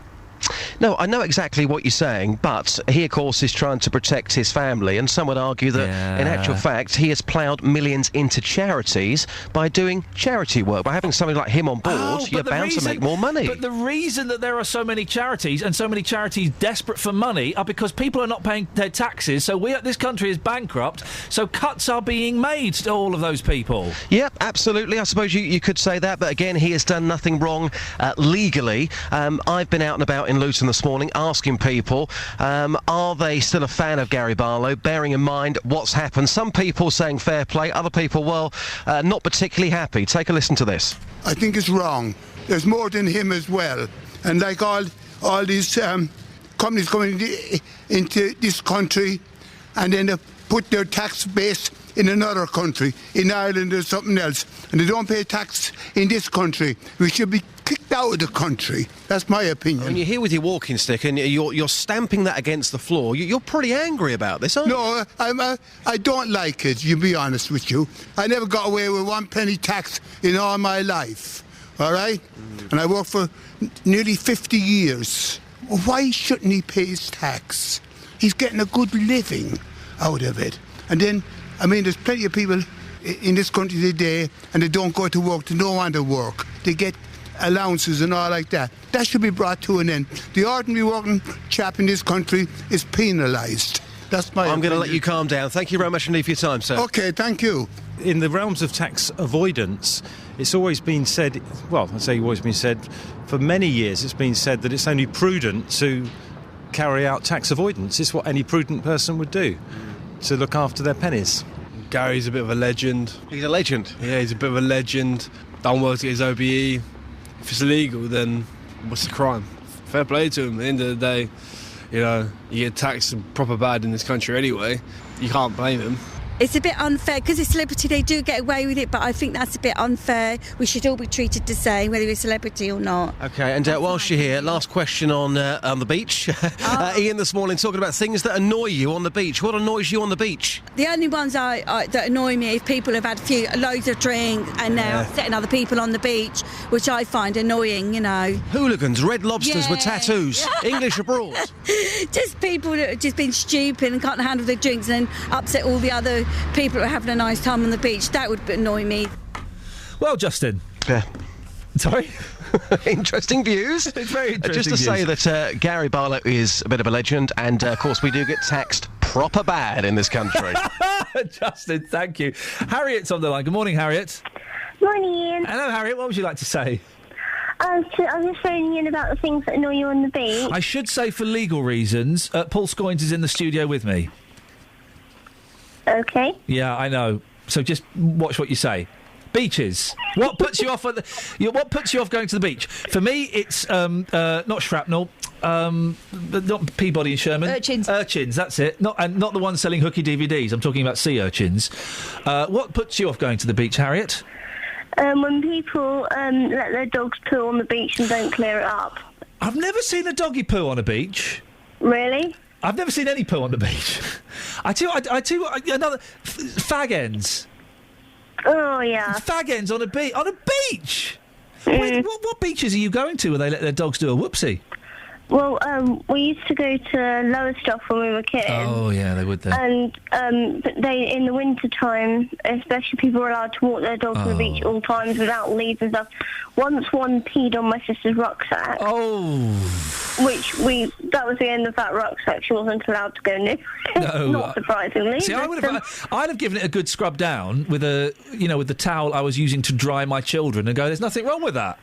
Ew. That's what I would do. Harriet, I've got to move on. Thank you very much. Just because I want to hear Paul Scoins and Catherine Boyle eat a little bit of HP. Humble pie. Oh, sauce. No, do you know where the saying humble pie comes from? Yeah. Where? Greg's. I heard this recently. I'm probably in the same place that you heard it, so I can't remember it then. No, nor can I. But it's not a real question. It's not humble, it's humble. Yeah.